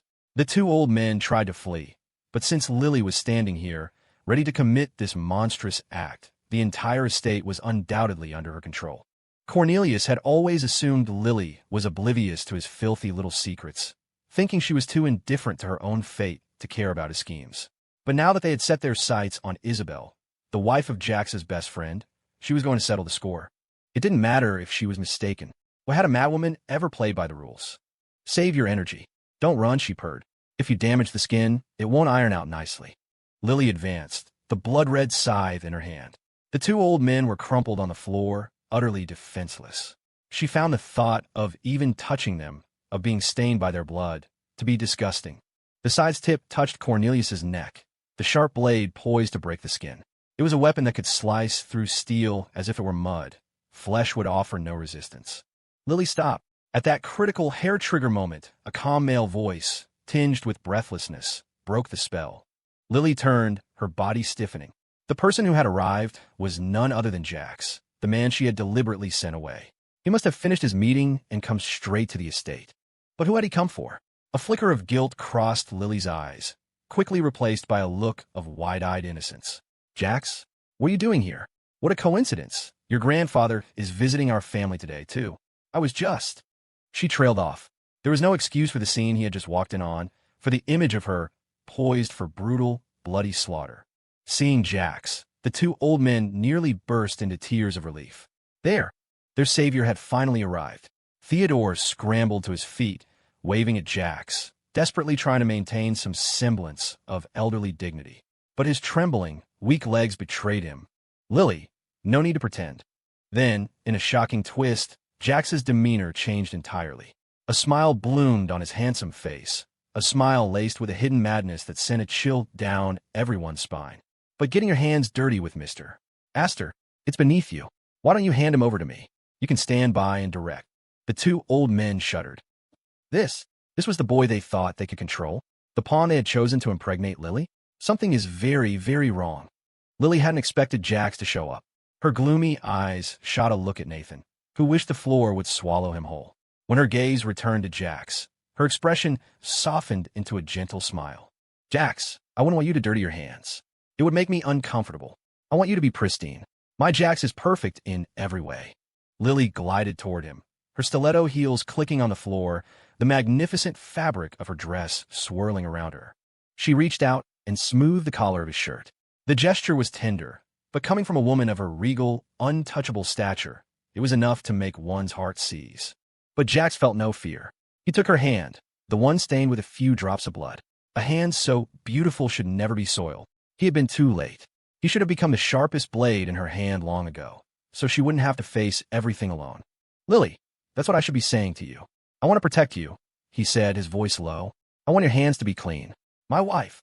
I was too late, and I let you bear this for too long. He looked down at her hand. It was slender and long, but the fine calluses on her fingertips betrayed the hardships of her past. Others only saw them and felt fear, but Jax felt only a deep, aching tenderness. Jax, what is the meaning of this? I am your grandfather. Have you forgotten how I've treated you all these years?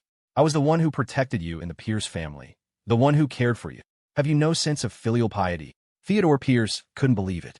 Jax had been standing there for minutes and had completely ignored him, his entire being focused on that dying she-devil, that monster. He had hoped this was just a tactic, a way for Jax to de-escalate. But then he saw the look in his grandson's eyes, not a flicker of recognition, only cold indifference. In that instant, he felt a killing intent. Could Jax have discovered the truth? Is he going to turn on me? He spoke, trying to awaken some flicker of loyalty. He had just witnessed Lily's cold, merciless slaughter of her own grandfather. At this point, falling into her hands or Jax's seemed to make no difference. TCH, filial piety? A contemptuous smirk touched Jax's lips. He stood tall, his gaze on Theodore as dark and thick as the night, a beast lurking in his chest, ready to pounce. Did you ever truly protect me, old man? I don't seem to recall. When the whole family forced me to be a blood bag for Caleb, where were you? Did you really think hiding away and pretending to be sick could cover up the fact that you're just as rotten and biased as the rest of them? Besides, Jax's voice turned to ice. I have completely severed ties with the Pierce family. That, of course, includes you, you old fossil. Jax no longer held any illusions about family. He had already paid the price for his desperate craving for their affection. Now, he didn't need their so-called concern, which was nothing more than parasitic harm. The look he gave Theodore was that of a stranger, stripped of the dependence and trust the old man had once prided himself on. He thought he could manipulate the boy indefinitely, that a child starved for love would blossom with the smallest ray of sunshine. Lily, my love, stay back, Jax said softly. Leave the rest to me. He took the scythe from her hand. In that moment, he was the one who had become the demon from hell. Cornelius and Theodore were stunned. Not even in their worst nightmares had they imagined that Jax was the one who had been most deeply infected by Lily's madness. And he showed no mercy. He moved toward Theodore, closing in step by step.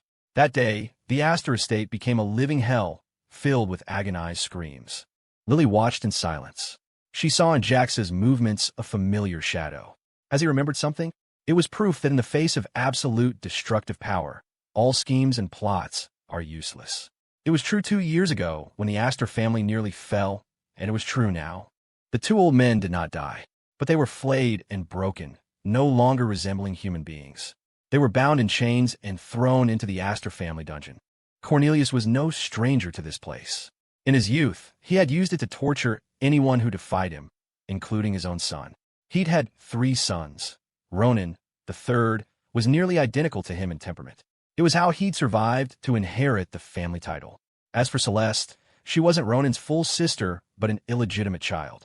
When she was dragged like a sacrificial lamb to the laboratory Cornelius had built for himself, Ronan had just stood by and watched, his eyes gleaming with a thirst for knowledge. Perhaps, in that moment, the same monstrous idea had taken root in his own mind. All right, old man, talk. Lily's voice echoed in the damp, dark chamber. She was still in her magnificent gown, a vision of cold, noble beauty who seemed perfectly at home in the macabre surroundings. She was beautiful, yes, but also sinister, mysterious, and terrifying. You and this other fossil were plotting something. What did you want with Isabel? Compared to Jax, the two old men's fear of Lily was almost primal. They had thought that what worked once would work again. The fatal toxin flowing through Lily's veins made her the optimal tonic to extend their own lives and youth. But the madwoman was simply too difficult to handle, and now she had another psycho by her side, standing together, who would dare to cross them. Cornelius felt deeply wronged. Even if he was going to die, he wouldn't go quietly. He hadn't even dared to try his schemes on Lily again. It was a testament to how powerful she had become, a power forged from endless suffering. Only Jax could feel her pain. Lilith, I am your grandfather, he pleaded. Let me go. I'm begging you. Lily, you were disloyal enough to go after your own father. Are you really going to become a monster who would kill her own grandfather? Lily, aren't you afraid the world will curse you, call you an inhuman, black-hearted psycho, a monster? Cornelius was making his last stand. He couldn't understand why Lily had suddenly stormed the estate and attacked him without mercy. Did she truly not want to live anymore? Lily, if you let your grandfather go, I can find a way to extend your life. I promise, the curse that Astor women don't live past 25. It's man-made. I can help you solve it. He had no other bargaining chips. This was his last resort. He believed no one, not even Lily, was unafraid of death. But Lily just smiled, a lazy, indifferent curl of her lips. The dagger in her hand didn't even hesitate as it plunged cleanly into his arm. Ah! The old man screamed, a sound of pure agony. He was trapped between the desire for life and the inability to die. Filth. Utter filth. Lily didn't believe a word he said. If she wanted to live, she would find a way herself. His words were a tacit admission. All the suffering of the Astor women had come from him. She didn't press him further. Instead, a dark, venomous smile spread across her face. TSK. My flesh-eating ants are hungry. The meat on this old thing is tough, but it should be enough to satisfy their appetites. Anyone would break. Right now, Cornelius Astor was watching in horror as these disgusting, terrifying ants crawled all over his wounds. The colony Lily kept in the dungeon was massive. She only had to place a prisoner, tortured beyond recognition, within their reach, and in 2 or 3 days, they would be reduced to a clean-picked skeleton. For Lily, these brutal methods were something she had grown accustomed to in the organization. But her so-called family, the ones who had sent her to that hellhole, had probably never witnessed such a grand and cruel spectacle firsthand. She had endured so much pain over the years. So little of it had ever registered with them, had ever touched their hearts. She had long since grown used to it. She didn't expect a single ounce of their pathetically thin blood ties. What she wanted was for them to experience, just for a moment, what she had gone through. At its core, empathy was impossible. But pain and fear, those were feelings that could be shared quite effectively. Cornelius had enjoyed a lifetime of luxury, even savoring a period of renewed youth. He had rarely suffered. Now, it felt as if all the hardship of a lifetime was crashing down on him at once. No matter how much he howled, Lily just watched with cold, detached eyes. He had tried to bait her, thinking the secret of her impending death would keep him alive forever. He never imagined she didn't care. How could you hold anything over a woman who was indifferent to her own life? Cornelius could only spiral into madness under the shadow of his own body being consumed. Shuh, don't disturb my little darlings while they're eating, Lily purred. Look, aren't they clever? The way they break down the flesh, piece by piece. Doesn't it remind you of the claws you were about to sink into Isabel? I gave you a chance, old man. But you insisted on dying. She looked down, her long lashes casting a shadow over her eyes, concealing the madness and bloodlust that threatened to spill out. Following her words, Cornelius looked at the ants crawling over him. He could feel them moving across his skin, through his clothes, the gnawing pain in a dozen different places. He felt like he was going insane. Lilith, you're a demon. Someone will deal with you. Do you really think you can hold onto the position of family head without me? How many people in this family are hoping you live? They only obey you now because they know you won't make it past 25. Everyone is just waiting for you to die. Cornelius screamed curses, his body thrashing in terror. He looked up at Lily and Jax, at the perfectly coordinated couple, and knew he was a trapped animal. He wouldn't let them have it easy. To put it nicely, Jax was the husband Lily protected, the one for whom she was building a commercial empire, the one for whom she was willing to hand over the entire Astor dynasty. He had even heard that within the corporation, Lily was planning to use the power of the Sky family from the continent to pave the way for Jax. She was insane. She was handing over the Astor family's century-old foundation to an outsider. She knew she didn't have much time left, so she was giving everything she had fought for, everything she controlled, to Jax. Wasn't this the ultimate betrayal? Even if the Astor family was to fall, it shouldn't be given away like this. He would not allow it. The family elders were no fools. Even in death, he would not let Jax so easily take what Lily was giving him. To put it crudely, Jax was just a plaything, a pretty boy that Lily happened to find amusing enough to spoil. Is that so? Lily's voice was utterly detached. That's not something a dead man needs to worry about. She continued to watch him with a cold gaze as he descended toward death. But for a man like him, a quick death was a mercy. Lily turned away from Cornelius. She knew the ants would do their work, subjecting him to exquisite torture, not a swift end. As for Theodore, she no longer had the desire to deal with him personally. What little time she had left, she wanted to spend with the person she loved. Jax, I'm tired. Her voice was flat, mechanical, almost devoid of emotion. This place is yours to handle now. I don't want to manage the Astor family's affairs anymore. He reached too far, and he deserved to die. As for the agents this old fossil planted within the company, don't worry. Not a single one of them will be left alive. Wasn't this what she had always wanted, what she had craved with every fiber of her being? For Jax to love her, to be by her side? Now that she had it, she should have no regrets. But Jax, the person closest to her, was the first to feel the powerful wave of self-loathing emanating from her. No, she shouldn't be like this. This isn't the ending Lily deserves. If his own fate could be rewritten, then so could Lily's. A woman as good as her, this couldn't be her destiny. Jax Pierce, didn't believe in fate. He only believed in himself, in his ability to rewrite everything. Lily, if you're not feeling well, you can leave everything here to me, I promise. But if you're having other thoughts, like not cherishing your life, not wanting to spend it with me, his voice hardened. Then I will prove to you right now that all the glory and achievements this world has to offer are nothing compared to a single you. My love. Jax stood tall and straight. The once immature young man who had resisted her, hated her, wished her dead, had now become someone who could stand tall for her, shelter her from the wind and rain. Lily was, in truth, a little incredulous. A flicker of self-abandonment had just crossed her mind. She had always viewed life with a certain detachment. The lack of warmth from her home as a child had forced her to build high walls around her heart. In this life, not even her own parents could earn her trust. But Jax was different. With him, she always found an indescribable sense of security, and she believed his future would be extraordinary. But Jax, how much longer can I be with you? Sensing the despair in her heart, Jax turned the dagger he'd been holding for Theodore and pointed it at his own chest. Lily's eyes widened in horror. She trusted his love for her. She truly did. But in a moment like this, a moment of life and death, all she felt was shock and terror. Jax, what are you doing? Without a thought, she lashed out with her blood-red whip, intending to knock the dagger from his hand. But Jax was ready. He didn't flinch, didn't dodge. His hand moved faster than her whip. He was going to show her, with his own fearless devotion, that they were one. Their love made them inseparable. He did not fear even death. Lily, he can die 1,000 times, and it wouldn't compare to you not once. Keep him alive. I'll handle him. I will pry the secrets from his mouth. Don't be impulsive, please. Even if no one in this world wants you, even if you've lost the will to live, you still have me. I am you. I won't let you die, and I don't want you to die. The dagger pierced flesh. The sound was a sickening squelch that made Lily's heart leap into her throat. She yanked her whip back, desperate not to hurt him, but she was too fast.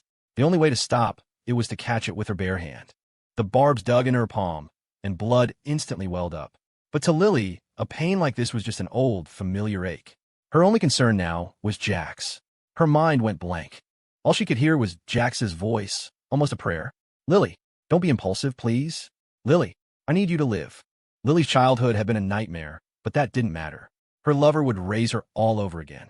Even if they were both covered in thorns, they would still rush to embrace each other without a second thought. Jax. As if waking from a trance, Lily suddenly came back to herself. She clutched her head, a wave of pain washing over her. She was having an episode, wasn't she? That familiar sense of world-weariness and self-hatred. She knew it all too well. Every time it happened, she would have to fight it with a self-control so brutal it tore her apart, leaving her covered in wounds just to get through it. But this time, she had hurt the man she loved, had hurt herself, and in that pain, she found a sudden clarity. Her salvation had come. It was, Jax, don't be afraid, I'm fine. Jax's voice was steady, despite the pain. It's just a scratch. I know what I'm doing. Lily, let's go home first, okay? He watched as her emotions finally calmed. His greatest fear was that she would slip back into that extreme state. He knew it was all caused by her illness. If she were healthy, her mind would never be so twisted. Okay, Lily nodded, her heart aching for the wound on his chest. In that moment, it felt as if they had truly become one. When she suffered, he suffered with her. But Lily hated it. She loved seeing him smile, seeing him carefree, seeing him rely on her with reckless abandon.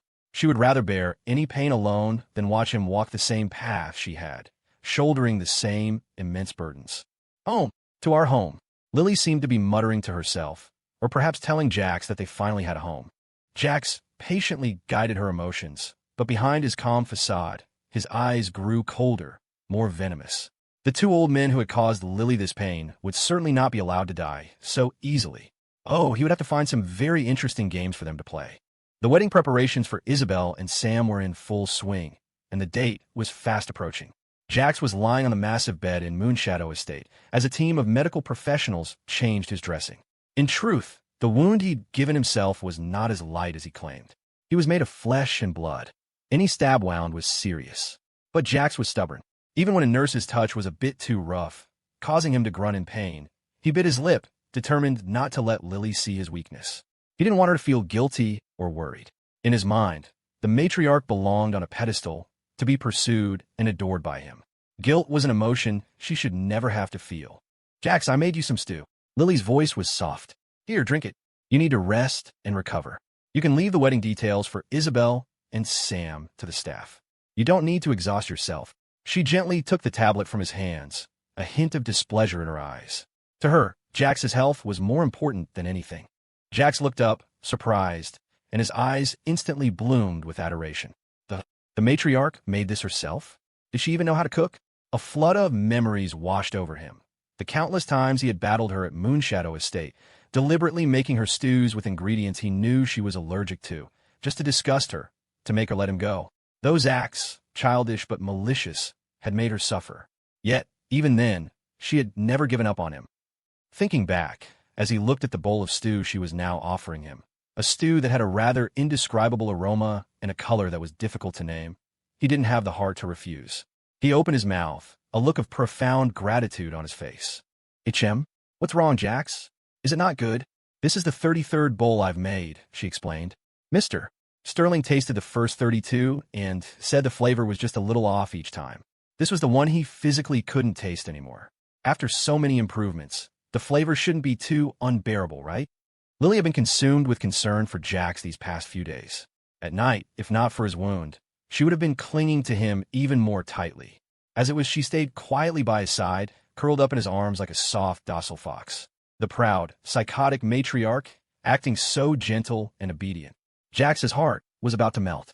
But as he stared at the bowl of stew, filled with love and Mr. Sterling's selfless sacrifice, his heart melted a little more. In a different way, right, Jax thought. I really can't let her in the kitchen ever again. Because he was recovering, the doctor had prescribed a nutritious diet.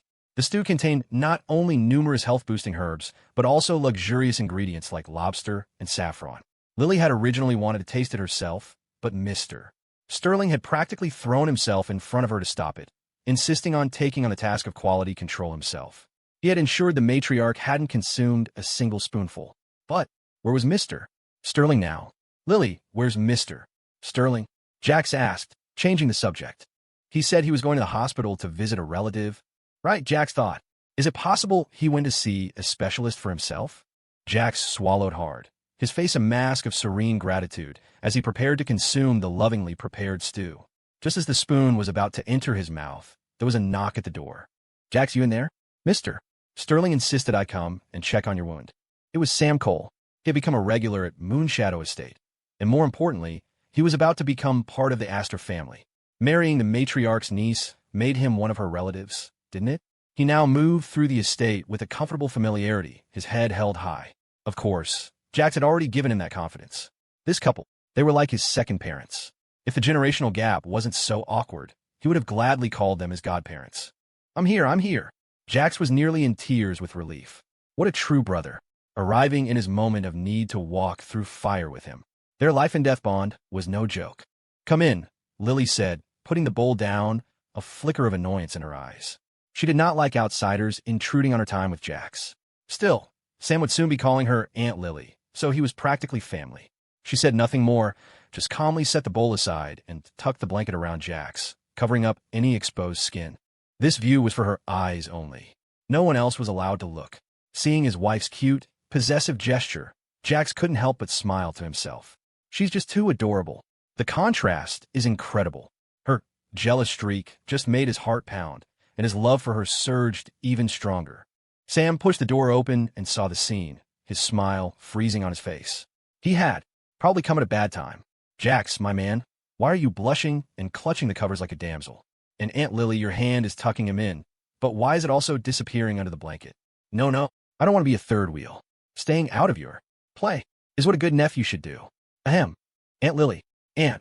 Uncle Jax. Sam found words a bit awkward. Calling Lily Aunt was fine, but Jax. This was a guy he grew up with. In one fell swoop, his buddy had shot up the family tree. You two can talk, Lily said coolly. I have some work to attend to. By the way, Sam, your uncle-in-law specifically requested that despite his injuries, he still wants to attend your wedding to Isabel. Your uncle and I are both very optimistic about your union. We wish you a happy marriage. Lily wasn't a woman of many words, but she made an exception for Sam.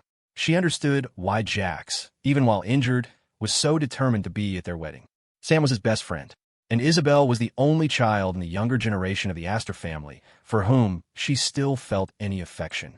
It was as if, in a parallel universe, they could watch another version of themselves find happiness. A smooth path, one they had never walked but had always yearned for. It was deeply meaningful. After all, she and Jax had never had a proper wedding. Their marriage had been forced upon him.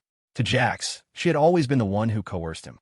Even now that they were in love, they couldn't go back and change that unhappy beginning. So, witnessing the joyous union of Isabel and Sam, with Jax even personally involved in the planning, it was, in its own way, a chance for them to mend their own regrets. "Don't worry, Aunt Lily. I'll take good care of Isabel. And the baby." Sam's head dropped, a shy but unstoppable grin spreading across his face. Young men just have that kind of stamina. The inexhaustible energy of a college student, especially one who had just discovered the joys of the flesh, was a powerful thing. Sleeping next to the beautiful Isabel every night, Sam admitted he just couldn't hold back. It had only been half a month, and Isabel was already complaining about her back. This morning, she felt a bit off. Women seem to have a sixth sense for these things. She took a test, and sure enough, Sam had to share the good news with Jax immediately. "As it happened, Mr. Sterling called him, giving him the perfect excuse. For a surprise this big, he had to tell Jax in person. And, of course, for a moment that so clearly demonstrated his masculine prowess, he had to do a little bragging, right? A baby? Isabel's pregnant." Lily looked up, her eyes flashing with a mix of disbelief and a flicker of darkness. A child was good news, but the information she'd pried out of Cornelius at the estate was that the old man had been targeting Isabel's womb. A child was part of their scheme. And just like that, Isabel was pregnant. Of course, Sam had played his part, but it felt too coincidental, too wrapped up in the Astor family's web of conspiracy. Lily's gaze fell back to Jax. They never used protection either. She wondered if she could ever have a child of their own. That way, if something happened to her, Jax wouldn't feel the need to follow her. She was cruel and selfish, she knew. But the more she loved someone, the more she found herself clinging to a sliver of purity amidst the dark, struggling parts of her soul. She couldn't bear the thought of Jax leaving this world with her. She, more than anyone, couldn't bear it. And before that day came, she would clear every single obstacle from his path. "Yeah, we found out this morning," Sam explained. "We're planning to go to the hospital for a proper checkup in a bit. Isabel came with me. She's just downstairs on a work call." He shared the news without hesitation. Even though it was only half a month, not even a visible bump, Sam was confident in his abilities. He was sure she was pregnant. Isabel, for her part, was thrilled, but also a little disappointed. She hadn't quite had her fill of certain marital activities, but it was fine. She would still be young after the baby was born, and Sam's whole life was ahead of him. She could savor him slowly. "Get in, Sam. You're the man. Congratulations." Jax, forgetting his injury, excitedly punched the mattress and tried to sit up. The movement pulled at his wound. "Hiss, right?" Jax became still again. "Ah, well, with the wedding so soon, we didn't expect this surprise. We already got our marriage license, and we're trying to keep the wedding planning stress off her. I was thinking, a new life in the Astor family. Might make you happy too, Aunt Lily." Sam looked expectantly at Lily, who had paused at the door. Lily was the head of the entire Astor family, and that family had been repressed and stagnant for too long. This child, a new life for him and Isabel, was also Astor blood. They both hoped the baby could bring a spark of life to the family's matriarch. Isabel especially had told him all about the complex, loving bond she shared with her aunt. The Astor family was cold-blooded. It had been a long time since a new child was born. She believed the family could be revitalized, could become something new and different under Lily's leadership. Lily felt rooted to the spot. She had never felt she possessed anything in this life. Having Jax's love was more than enough. But now, Sam was saying this child was also an Astor child, a child who would one day call her great-aunt. Was this the bond of blood? Could feelings be passed down through generations? What was family? She had felt it from Mrs. Jiang, the warmth and care of a mother. And this new life, it was a strange, marvelous feeling, as if she, too, was now part of a legacy of affection. The child is a new life for the Astor family. Sam smiled. "Yes. After we're married, Isabel doesn't want to lose her connection to you, Aunt Lily. We've already discussed it. The baby will have the Astor name." Sam had no ego about his child taking his name. For his family to be connected to a dynasty like the Astors was a blessing that generations of Coles could only dream of. Put simply, Sam Cole was just a delivery man, and he was happy to make the delivery. Jack shot Sam a surprised look, as if to say, "Nice one, kid. Where'd you learn to be so smooth?" "Good." Lily's voice was soft. "Very good. It's been a very long time since a new life was born into this family." She didn't particularly like children, but she had to admit, as someone with a terrible childhood, now that she was in power, she would never allow the new children of the family to suffer in the same darkness. She would be a very different kind of matriarch than Cornelius Astor. The news of Isabel's pregnancy still needed to be medically confirmed, but the prospect of this new life in the Astor family filled Lily with a strange and novel emotion. It was as if she were encountering a beautiful feeling she had never touched before, something she never imagined she would experience in her lifetime. A new life represented hope, the future. She had been creeping through the darkness for so long, devoid of emotion, that she had forgotten what such feelings were like. The sudden rush of sentiment, a mix of unfamiliarity and joy, was entirely new to her. It seemed that after dealing with those two old men, everything, aside from her own impending demise, was finally moving in the direction she had always longed for. Things were looking up for Lily and Jax. With his sister's birthdays past, the most pressing issue for the Pierce family had been resolved. As Jax had instructed, although Lily had taken the rare crimson knot route, Cornelius's revelations suggested her illness was far more complex. The route alone was not a cure. But so what? He would not only keep her alive, but he would make sure she lived well. He would cherish every moment they had together. The best way to honor their time was to spend it with the one he loved, without restraint. Life wasn't measured solely by time. The longer Jax spent with the matriarch, the deeper his obsession with her grew. Lily had agreed. The anticipation for this new life was a shared warmth in everyone's hearts. But she couldn't deny a pang of envy. She and Jax hadn't been taking any precautions either. She remembered how, in the past, even when she had pushed him to the brink, he would refuse to sleep with her. Backed into a corner, he would cry and beg her not to get pregnant, to use protection. He felt that a wicked woman like her was unworthy of carrying his child. Later, when love bloomed between them, those barriers disappeared. But a child, Lily still didn't dare to let herself dream of it. It felt too distant, too incredible, something she almost wanted to avoid. "Isabel is going to the hospital for a checkup," Lily announced, a rare move for her. "In that case, I'll go with her." She was setting aside work, willingly choosing to accompany family to do something else. Was this a sign that the matriarch's cold logic was slowly being eroded by emotion? The decision was certainly stunning. Both Sam and Jax were shocked. Sam was honored, while Jax was a mix of surprise and a quiet ache. Does Lily want a child, too? If so, was it because he wasn't trying hard enough? Jax looked down, frustrated with the current state of his body. He had to heal first. "That's great. Isabel is just downstairs. She'll be so happy you're going with her, Aunt Lily." The father-to-be was already over the moon. Sam had always held a deep sense of awe and respect for Lily. When he first found out his best friend had managed to win over the CEO of the Astor dynasty, his brain had short-circuited. But his respect for her had never waned. The matriarch would always be the dazzling, proud matriarch. To receive even a moment of her favor was enough to make anyone feel overwhelmed with honor. That was her power, her charm. Lily nodded slightly and left the room. Alone in the room, Sam and Jax began to talk. Sam was currently managing Jax's commercial empire, which had grown far beyond what it once was. The vast enterprise was a huge challenge for them both. But they were young, and they weren't afraid of a challenge. "Jax," Sam said, his voice low, "that other thing, are you sure you want to hide it from her? You know her temper. If she finds out..." "She hates lies," Jax agreed, a gentle wave rippling in his eyes, "especially from the people closest to her. But this time is different. Lily had done so much for him over the years, and there was so little he could do to repay her. As for money, she was the last person who needed it. Everything he was, from the rebellious streak she had influenced to the defiant, even crazed, attitude he now embraced, it was all a gift from her." At the hospital, Lily and Isabel walked side by side. Both were stunningly beautiful, but their auras were starkly different. Lily wore a sharp, custom-tailored women's suit, its clean lines accentuating her powerful, cold demeanor. She was breathtakingly intimidating.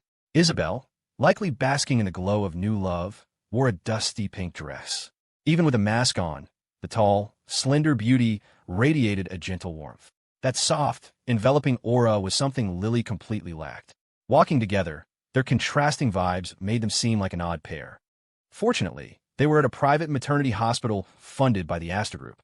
It catered exclusively to the top-tier elite and clients who required absolute confidentiality. Miss Croft, if you'll follow us for your examination, a nurse said politely. Matriarch asked her, you can wait in the lounge.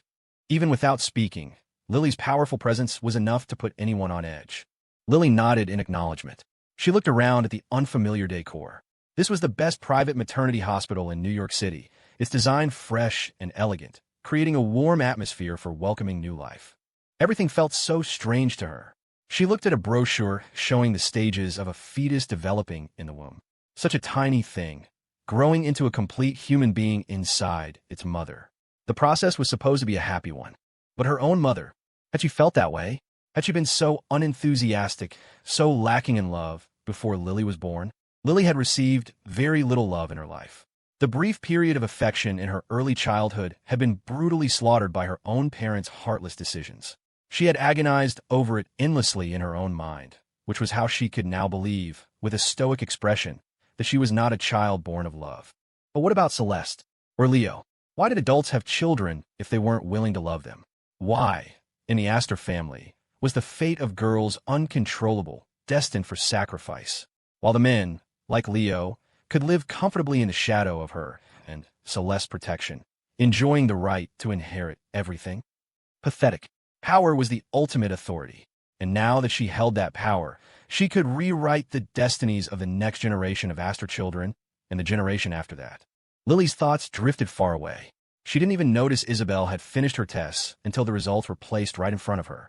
Aunt Lily, I'm really pregnant, Isabel exclaimed. The doctor said the baby is still too small for an ultrasound, but there's definitely a little one in there. Aunt Lily, I'm so happy. Sam and I have a baby. Our love has an echo. Isabel's sweet declaration brought a rare smile to Lily's lips.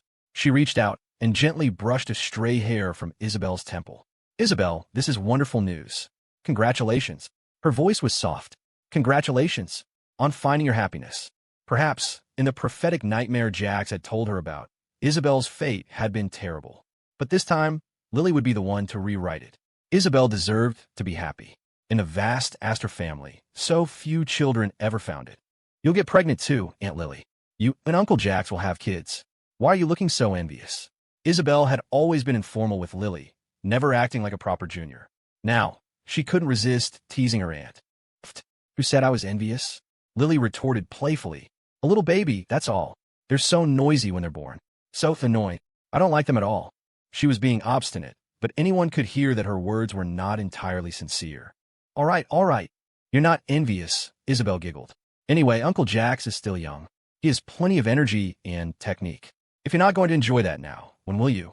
Only Isabel would dare to say something so brazen to Lily. But she wasn't wrong. At the topic, a rare blush crept up Lily's serious face. Youth.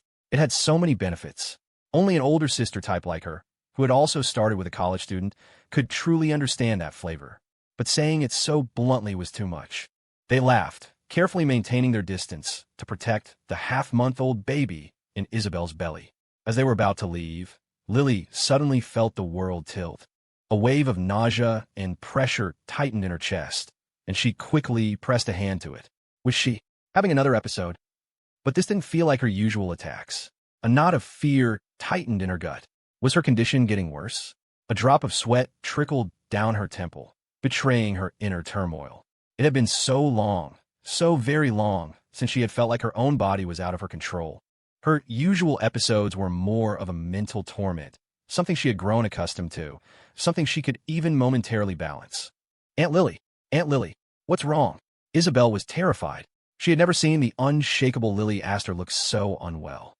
Doctor, someone help. When Lily opened her eyes again, she sensed them before she saw them. A dozen pairs of eyes, all fixed on her. Years spent navigating the darkness had honed her senses, making her acutely sensitive to the weight of a stare. The instant her eyelids fluttered open, her hand shot out, aiming to seize the throat of the person closest to her, to make them a hostage. Her dark, profound pupils focused, and the force in her grip didn't lessen for a second. But as her vision cleared, she recognized the figure before her. Recognition sent a jolt through her, and she reflexively released her hold. A wave of concern, followed by a flicker of self-reproach, an emotion almost alien to the great Miss Astor, washed over her face. Mrs. Jiang, Mom. Lily hadn't expected to see her mother-in-law. She only remembered feeling unwell, a dizzying exhaustion from overwork and sleepless nights, and then nothing. Mrs. Jiang, for her part, was stunned by her daughter-in-law's ferocity. She had never seen that look in Lily's eyes before, the guarded, hyper-alert expression of a cornered animal. It was a look of profound sensitivity and deep-seated defensiveness. It made her wonder, with a pang of sorrow, what terrible things Lily must have endured to become like this. It only strengthened her resolve. She had to give this girl the warmth of a real home, a place where she could finally begin to heal. "Lily, it's all right, honey. I'm fine," Mrs. Jiang said, her voice soft and soothing. "I was just so worried about you. I had to be here to look after you myself." She took Lily's hand, her touch warm and steady. "You're not alone anymore, you know. You can't keep running yourself into the ground for work.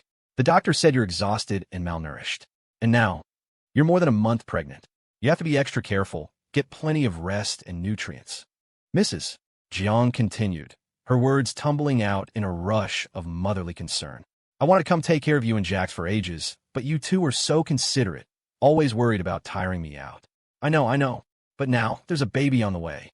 I put my foot down. No more neglecting your health. You both need to build up your strength. It's going to be a tough battle when the little one arrives." The information crashed over Lily, leaving her mind static.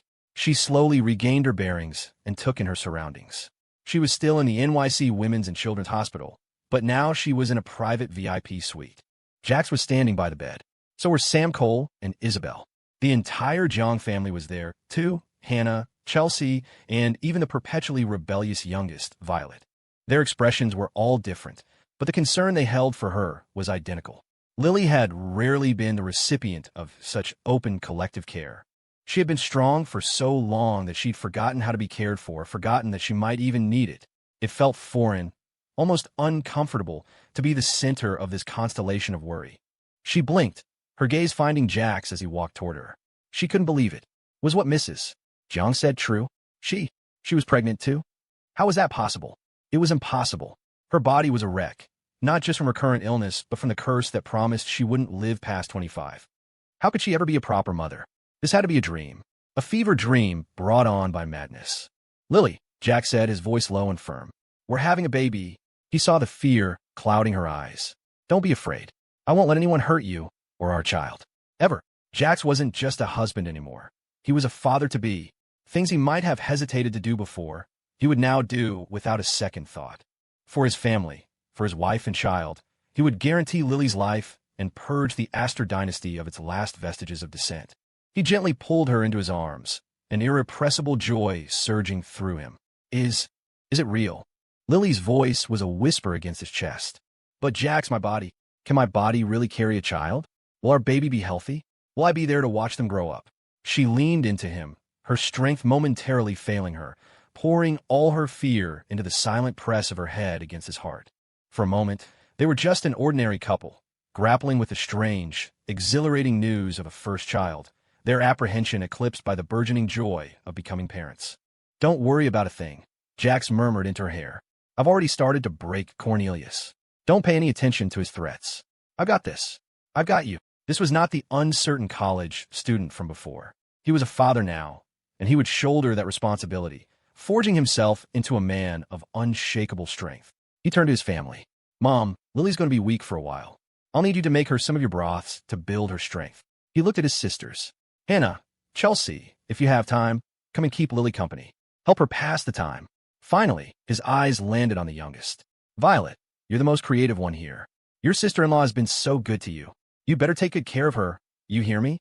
Jax was delegating tasks, but he was also weaving Lily deeper into the fabric of a complete, loving family, making her feel its reality. Lily looked up, meeting the gentle gaze of Mrs. and Mr. Jiang, seeing the genuine joy and concern on the faces of the three sisters. So this is what it feels like to have a family all standing together, hearts united. Was she really going to have a real, complete family of her own? Thank God for Jax. He had given her a true home, a place where she was no longer an island, a place where she could finally feel what it was like to lean on someone else. And was there really a baby inside her? A baby that was a month older than Izzy's. Her mind raced back through the timeline. That would mean it happened in Singapore. Back then, Jax had been relentless. He had been like a wolf, hungry and possessive, trying to devour her whole. Lily had rarely seen that side of him, but she had to admit that primal intensity had sent shivers of pleasure to the tips of her toes. Of course, this wasn't the time or place for such intimate recollections. Lily tentatively placed a hand on her stomach, a dazed look in her eyes. It took a long moment before a spark of incredulous excitement finally ignited within her. Yes, she was having a child. She was having a baby. She was going to be a mother. The days that followed were filled with a gentle, bustling warmth. With both Jax and Lily needing care, Mrs. Jiang was in her element, busy from dawn till dusk, but utterly content. She cherished the feeling of looking after her son and her new daughter. They had been separated for too many years, and even after reuniting, they'd never had a proper chance to just be together. This period was different. The family was a harmonious unit. Her older sisters would often visit, ostensibly to chat with Lily, though their conversations quickly turned to work. Miss Astor never did idle chit-chat. Instead, as they sought her advice, she would hold court, her strategic mind razor-sharp. As the supreme head of the Astor dynasty, her grasp of the big picture and her ability to execute were second to none. Chelsea, having recently taken over the struggling Pierce Financial, was drowning in a sea of problems. But after a casual conversation with Lily, she could return to the office and handle major issues with ruthless efficiency. The last embers of rebellion at the company were swiftly extinguished under her command, though few knew it was Lily's invisible hand guiding the whole affair, effortlessly resolving a conflict that was, to her, a storm in a teacup. Violet, though rebellious for her age, was a lively presence, always finding ways to entertain Lily and make her laugh. This warm, peaceful time was something Lily treasured. She used to think she had no need for such an ordinary, quiet life. But now she realized that the envy she'd felt looking at the Jiang family all those years ago was born from her own profound sense of loss. Perhaps fate was finally smiling on her, allowing her to become part of this big, warm family. After a week of rest, Lily's strength began to return. She had simply been exhausted, and with Mrs. Jiang's meticulous care, nutritious meals, and unwavering attention to every detail, she was recovering quickly. Mr. Jiang, a man of few words, handled the logistics. The chicken for Lily's fortifying soup was one he'd raised and butchered himself. Like countless ordinary parents, he believed nothing bought from a store could compare to what he grew himself, healthy and clean. Their small yard was filled with vegetable patches, and every meal featured freshly picked greens, cooked to tender, sweet perfection. This simple, farm-fresh food did wonders for Lily's appetite. Her pregnancy was still in its early stages, and apart from that one dizzy spell, she'd had no other adverse reactions. Soon, the day of Isabel and Sam's wedding arrived. Lily was in high spirits. She wore a liquid silver gown that was the epitome of elegance and nobility. Her crimson hair cascaded over her shoulders like a waterfall, swaying around her slender waist as she moved. Even in her deliberate simplicity, she couldn't hide the confident, imperious air of a person born to power. She was beautiful, yes, but it was a beauty with a razor's edge. This time, however, something was different. The ruthless Miss Astor, who usually arrived like a storm cloud, seemed to have been softened. The sharpness in her eyes had been smoothed over, replaced by a surprising tenderness. The guests whispered amongst themselves, feeling as if they were seeing a phantom. TSK, you have to hand it to the Astors. This is just for a niece from a branch family. And look at the spectacle. I heard she's marrying some broke college student, a pretty boy with nothing to his name. Talk about a waste. The Astors have so much money, and they're throwing it away as a dowry for some nobody. And they call it true love? Please, that groom is clearly just a gold digger who latched onto Isabel. And Isabel, she was always a rebel. She could have had a cushy job at the family company, but no, she had to go be an actress. So what if she won an Oscar? It's not a respectable profession. If it weren't for Lily Astor footing the bill for this wedding with a family fortune, she could never pull off something this grand. Shh, be quiet. Are you crazy? You don't gossip about Lily Astor unless you want to lose your tongue. If you ask me, the Astor dynasty is on its last legs. Didn't Miss Astor herself drag home some useless college kid for a husband? The wedding was indeed breathtakingly extravagant. The Astor family's wealth was legendary, but even by their standards, this was on another level. It was as if money was no object. Everything was the absolute best. Business titans from across the city, and even internationally, had flown in for the event, all of them paying respect to Lily Astor. The whole affair was, ironically, far more lavish than Lily's own first wedding. Suddenly, a pair of Astor security guards materialized. "You few," one said, his voice low. "You are not welcome here. Please leave." Without another word, they dragged the gossiping guests away. A chill went through the crowd. Those who had kept their mouths shut breathed a silent sigh of relief, but their awe of the Astor family deepened into fear. This wasn't just a wedding.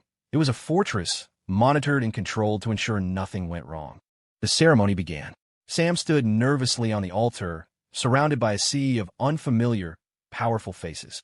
But then he saw Isabel, his only anchor in this storm, and Jax, who stood nearby, giving him a reassuring nod. His heart steadied. He knew what was coming later, and he felt a flutter of apprehension. He knew Lily's personality, solitary, efficient, and intolerant of surprises or defiance. She was the kind of woman who likely despised surprises. But the person who had planned this surprise was Jax. Did that change the equation? After all, in this world, Jax was the one person for whom Lily held an absolute, unconditional bias. The wedding march began, a flawless symphony played by a full orchestra. And then, walking slowly into view, was Isabel. She was radiant in a pure white gown, the picture of bridal bliss. She lifted her head, her eyes locking onto Sam's from across the long, petal-strewn aisle. They shared a smile. In that moment, the grandeur of the wedding, the attention of the entire city, all of it melted away. All that mattered was that their hearts were connected. Isabel was already stunning, but the wedding dress transformed her into a moon goddess. For Sam, who had once been just a fan, seeing the world-famous actress at her most beautiful, walking towards him, felt like a dream. When she reached him and the officiant guided them into an embrace, the reality of it all finally hit him. It was real. He was marrying Isabel Croft. They were going to be husband and wife. White rose petals rained down as the guests mingled on the elegant estate lawn, toasting the newlyweds. Lily watched, her eyes filled with a sincere blessing for her niece. Seeing Isabel find her happiness brought a sense of contentment and joy to her own heart. She was staring at a single white rose petal that had landed in her palm when a familiar presence drew near. She looked up, unsurprised to see Jax, his duties as a de facto groomsman complete. He enjoyed helping with these events, and Lily led him, only reminding him to direct, not exert himself. With enough money, anything else could be arranged. On stage, it was time for the bouquet toss. Isabel stood at the center, holding a bouquet of white lilies of the valley, a symbol of returning happiness. But she didn't turn to throw it. Instead, she took the microphone. "Today is my wedding day," she announced, her voice clear and strong. "And it's a rare day of celebration for the Astor family. I want to pass this bouquet, this happiness, to the person in my family who deserves it most, the person I wish a lifetime of happiness for more than anyone else." Her gaze found Lily in the crowd. "And that person is my aunt, the one and only Lily Astor." A murmur went through the guests. How could a married woman receive the bouquet? Isabel continued, her voice ringing with emotion. "I know what you're thinking, but why should we be defined by rules? In the Astor family, our Miss Astor, our Lily, she makes the rules. Aunt Lily, you taught me not to be limited. You gave me the courage to pursue my dream. You protected me from the protests of the family elders so I could build my career. You once told me you never got the chance to do what you loved, and you wanted me to live that dream for you. But I don't want to be your substitute. I want you to live your own life, to do the things you love, always. So right now, we're breaking the rules. Your first wedding. Your husband wasn't there to share it with you. So this time, he wants to give you the wedding of a lifetime. And we all want to see you walk into your own hall of happiness." As Isabel spoke, every eye in the venue turned to the woman they called the demon queen of the financial world. Lily's first wedding? Many remembered it. She had contractually married a reluctant college student who not only refused to complete the ceremony with her, but wouldn't even say the vows. He hadn't even shown his face. On that day, Lily Astor had stood alone in a dark, forest green gown, receiving guests in an atmosphere so cold it felt like a funeral. The contrast with today's joyous celebration was absolute. It had been a hellish experience. But this time, Miss Astor was different. Her sharp edges were gone, and a genuine smile would bloom on her face whenever Jax was near. Hearing Isabel's words, Lily looked at Jax, her expression one of disbelief. He met her gaze, his own eyes soft, and stepped forward to hold her steady. He leaned in and whispered in her ear, "Lily, I am so sorry. The Jax back then was a fool. He hurt you and failed to give you the unforgettable wedding you deserved. But this time, please give me a chance to make it right." Then Jax released her, dropped to one knee, and looked up at her, his eyes blazing with sincere, unwavering devotion. Lily asked her, "I love you. Please marry me." They had been through so much, but they had never truly lost each other. "I do. Jack's ghost, my love. I love you too. Always. I will marry you, and we will have our perfect ending. In the time I have left, I will give you everything I am." This time, Jax had paid for everything himself with the money he had earned. He had designed the entire event, down to the ring he now held in his hand. He had designed it months ago, a secret he'd kept close to his heart, having a master craftsman bring it to life. Now, he finally slipped it on a Lily's ring finger. He was no longer a boy, but a man who could shelter his queen from any storm. Lily walked onto the stage and took the bouquet from Isabel. "Izzy," she said, her voice thick with emotion, "I promise you, from now on, I'll be myself." Happiness came from within, but it was also given by family. And right now, she loved this big, messy, wonderful family with all her heart. As Jax and Lily took the stage, Isabel and Sam smiled at each other and gracefully stepped down. It was their honor, and Isabel's deepest wish, for their wedding to be the prelude to her aunt and uncle's true happiness. Jax walked to the backdrop, a massive wall of white roses. With a single, powerful push, he sent the entire structure toppling over. As the wall of white collapsed in a blizzard of petals, a new scene was revealed behind it, a glimpse of a wedding so grand, so opulent, it would make history. A wedding of a century. But Lily didn't care about the extravagance. She saw the details. She saw that every single thing she loved, Jax had remembered. He had woven them all into this ceremony, presenting them to her in their most extreme, most perfect form. The atmosphere shifted in an instant. The angelic white was devoured by shadow and blood red. It was as if a garden of black and crimson roses had bloomed from the very depths of hell. Everything about it sent a single, clear message. Lily, being in hell isn't so bad. I'm here with you now. I will share your glory and your damnation in this life and the next. They were finally one, 100% belonging to each other. The wedding finally healed the last broken piece of Lily's heart. It wasn't just a ceremony. It was proof of Jax's profound love for her. She had never imagined she could be this happy. But how long could this happiness last? Her life, after all, was on a timer. Lily's fear was a shadow that also loomed large in Jax's mind. After settling her in, he once again descended into the basement of the Astor estate.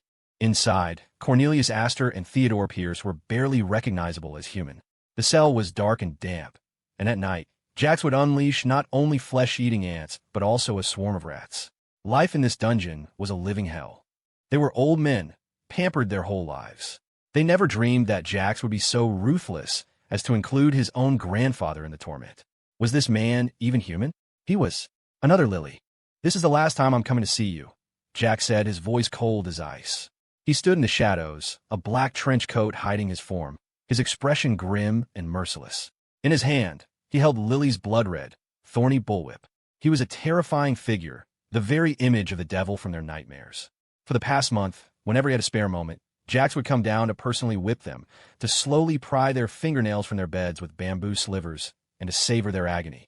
Then he would disinfect their wounds with the finest antiseptic and force the bitterest medicine down their throats, just enough to keep them tethered to life.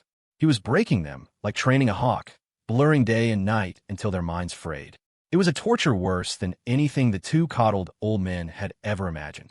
Finally, their spirits were on the verge of shattering. At this point, even death seemed a welcome release from being Jax's playthings. Cornelius and Theodore's lips were no longer sealed so tightly. Lily's illness. The reason she won't live past 25 is because she was used as a living blood farm for my son since she was a child. Cornelius cackled, his voice raspy. She was so young then, spoiled and pampered like a little princess. It was all front. The special tonics we fed her were to strengthen her body, to make her better able to withstand the bloodletting that kept my son alive. He let out another wheezing laugh. Old man Pierce here gave me the recipe. A pity we could never find one of the key ingredients. It was never quite as effective as the formula I used with Yin Yu to keep myself young. Ha ha ha, look at my son. He just didn't have the good fortune I did. Whether it was from nostalgia for his pathetic son or sheer madness, Cornelius began to laugh again. Yes, his son had been his inferior in every way. He, at least, had extended his own life by 20 years. Ronan was his own flesh and blood, yet he was a failure. He never even got to benefit from his father's most prized secret of youth. A pity, a real pity. And now, Lily would die for sure, because the only antidote had been destroyed by her own hand when she rebelled and killed her father. That was why he had been so confident, hiding in the estate, patiently waiting for Lily's 25th birthday. Why confront the madwoman directly when he could just outlive her? It was a shame she would never know her illness was incurable. Cornelius's laughter grew louder, a sinister, terrifying sound. Theodore Pierce shot him a venomous look. He hadn't spoken because he knew if the truth came out, he would be the one to bear the most blame. He'd rather wait for Lily to die. But now, before the madwoman could do anything more, it seemed their own lives were forfeit, held in the hands of Jax, a madman who was even more terrifying than Lily. What do you mean? Jax's eyes narrowed into icy slits. The whip in his hand lashed out, striking a relatively untouched patch of flesh on Cornelius's mangled body. The more time he spent down here, delivering this dark justice, the more his own heart shed its fear. He found himself growing interested in this grim, bloody work. The more he struck, the more exhilarated he became. Ha ha ha ha ha. You can beat me to death, but you can't save Lily. It's her own fault for killing her own antidote. If my dear son Ronan were alive, you could grind his bones to a powder, mix it with Pierce's formula, and she might have a chance. But Lily, she already tortured her own father to death, didn't she? It's called reaping what you sow. Ha ha. The old man's mad laughter finally revealed the secret he'd guarded so closely. Jax's brow furrowed. He hadn't realized the Astor family history was so brutally cannibalistic. The phrase, man eats man, wasn't a metaphor here. It was literal. Good, Jax said, his voice flat. Then you have no more use. He turned to leave. You can stay here and keep the little friends Lily sent you company. I'll be sure to have you hooked up to an 4-drip, old man. You want to die? It's not that simple. The hell, that was the Astor family. The madness it had forged in Lily. How much pain, how much fear must she have endured? But he was here now. For the rest of their lives, he and Lily would live by a different set of rules. After getting the information, Jax dragged Theodore Pierce out alone. He wasn't entirely sure if Ronan Astor was truly dead. Ever since his own mind had started to align with Lily's, he developed an instinct for his own kind. And his instinct told him Lily would never have granted her father such an easy death. She would have thrown the bastard into some dark, forgotten prison to suffer day and night. Death is never a punishment for the guilty. A life worse than death, that is the ultimate revenge. Getting what he wanted from Theodore was much simpler. Compared to Cornelius, Theodore had a weakness. He had a family. He had his most beloved grandson, Caleb. As long as a man had a weakness, he could be broken. That night, the Pierce family villa in the city's most exclusive district went up in a mysterious, towering inferno. No one knew what happened, only that the family's youngest son, Caleb, was found with all 4 limbs broken and his face disfigured. The 4 older sisters who were home had their hair almost completely burned away. That night became an indelible nightmare seared into their minds. Once Jax went mad, his mind became wonderfully clear. Not only did he get the formula he wanted, but Theodore Pierce became his obedient servant, even unearthing old family medical journals he kept hidden and delivering them to Jax. With all the pieces in place, only one thing was missing, Ronan Astor, and that was the easiest part of all. Jax summoned Nathan. Your personal butler, at your service, Nathan said, his loyalty absolute. He had served Miss Astor for years and knew who was really in charge now. When a master gave an order, he obeyed. The final problem was solved. Jax found the dying Ronan Astor. And there, before Nathan's stunned eyes, Jax casually picked up a chainsaw. With a rev and a roar, he walked over and, zip, cut off Ronan's arm. Wait, Master Jax? Just like that? So casually? So skillfully? Holy hell. Nathan remembered when his master was just a sweet, innocent college kid. Now, after spending time with Miss Astor, he had gone completely dark. But this new mental state seemed to suit him. He was more vibrant than ever. Everything was ready. Making the pills was child's play for Jax. Everything he had done in secret, he had done willingly for Lily. It was his responsibility as her man. That night, Jax coaxed Lily to take the pill he'd made before bed. As he held her, a long, deep sigh of relief escaped him. Lily, now we'll never be separated. Our family of 3 will be together forever. He felt a soft whisper against his mind, her voice intertwining with his thoughts. You did well, Jax.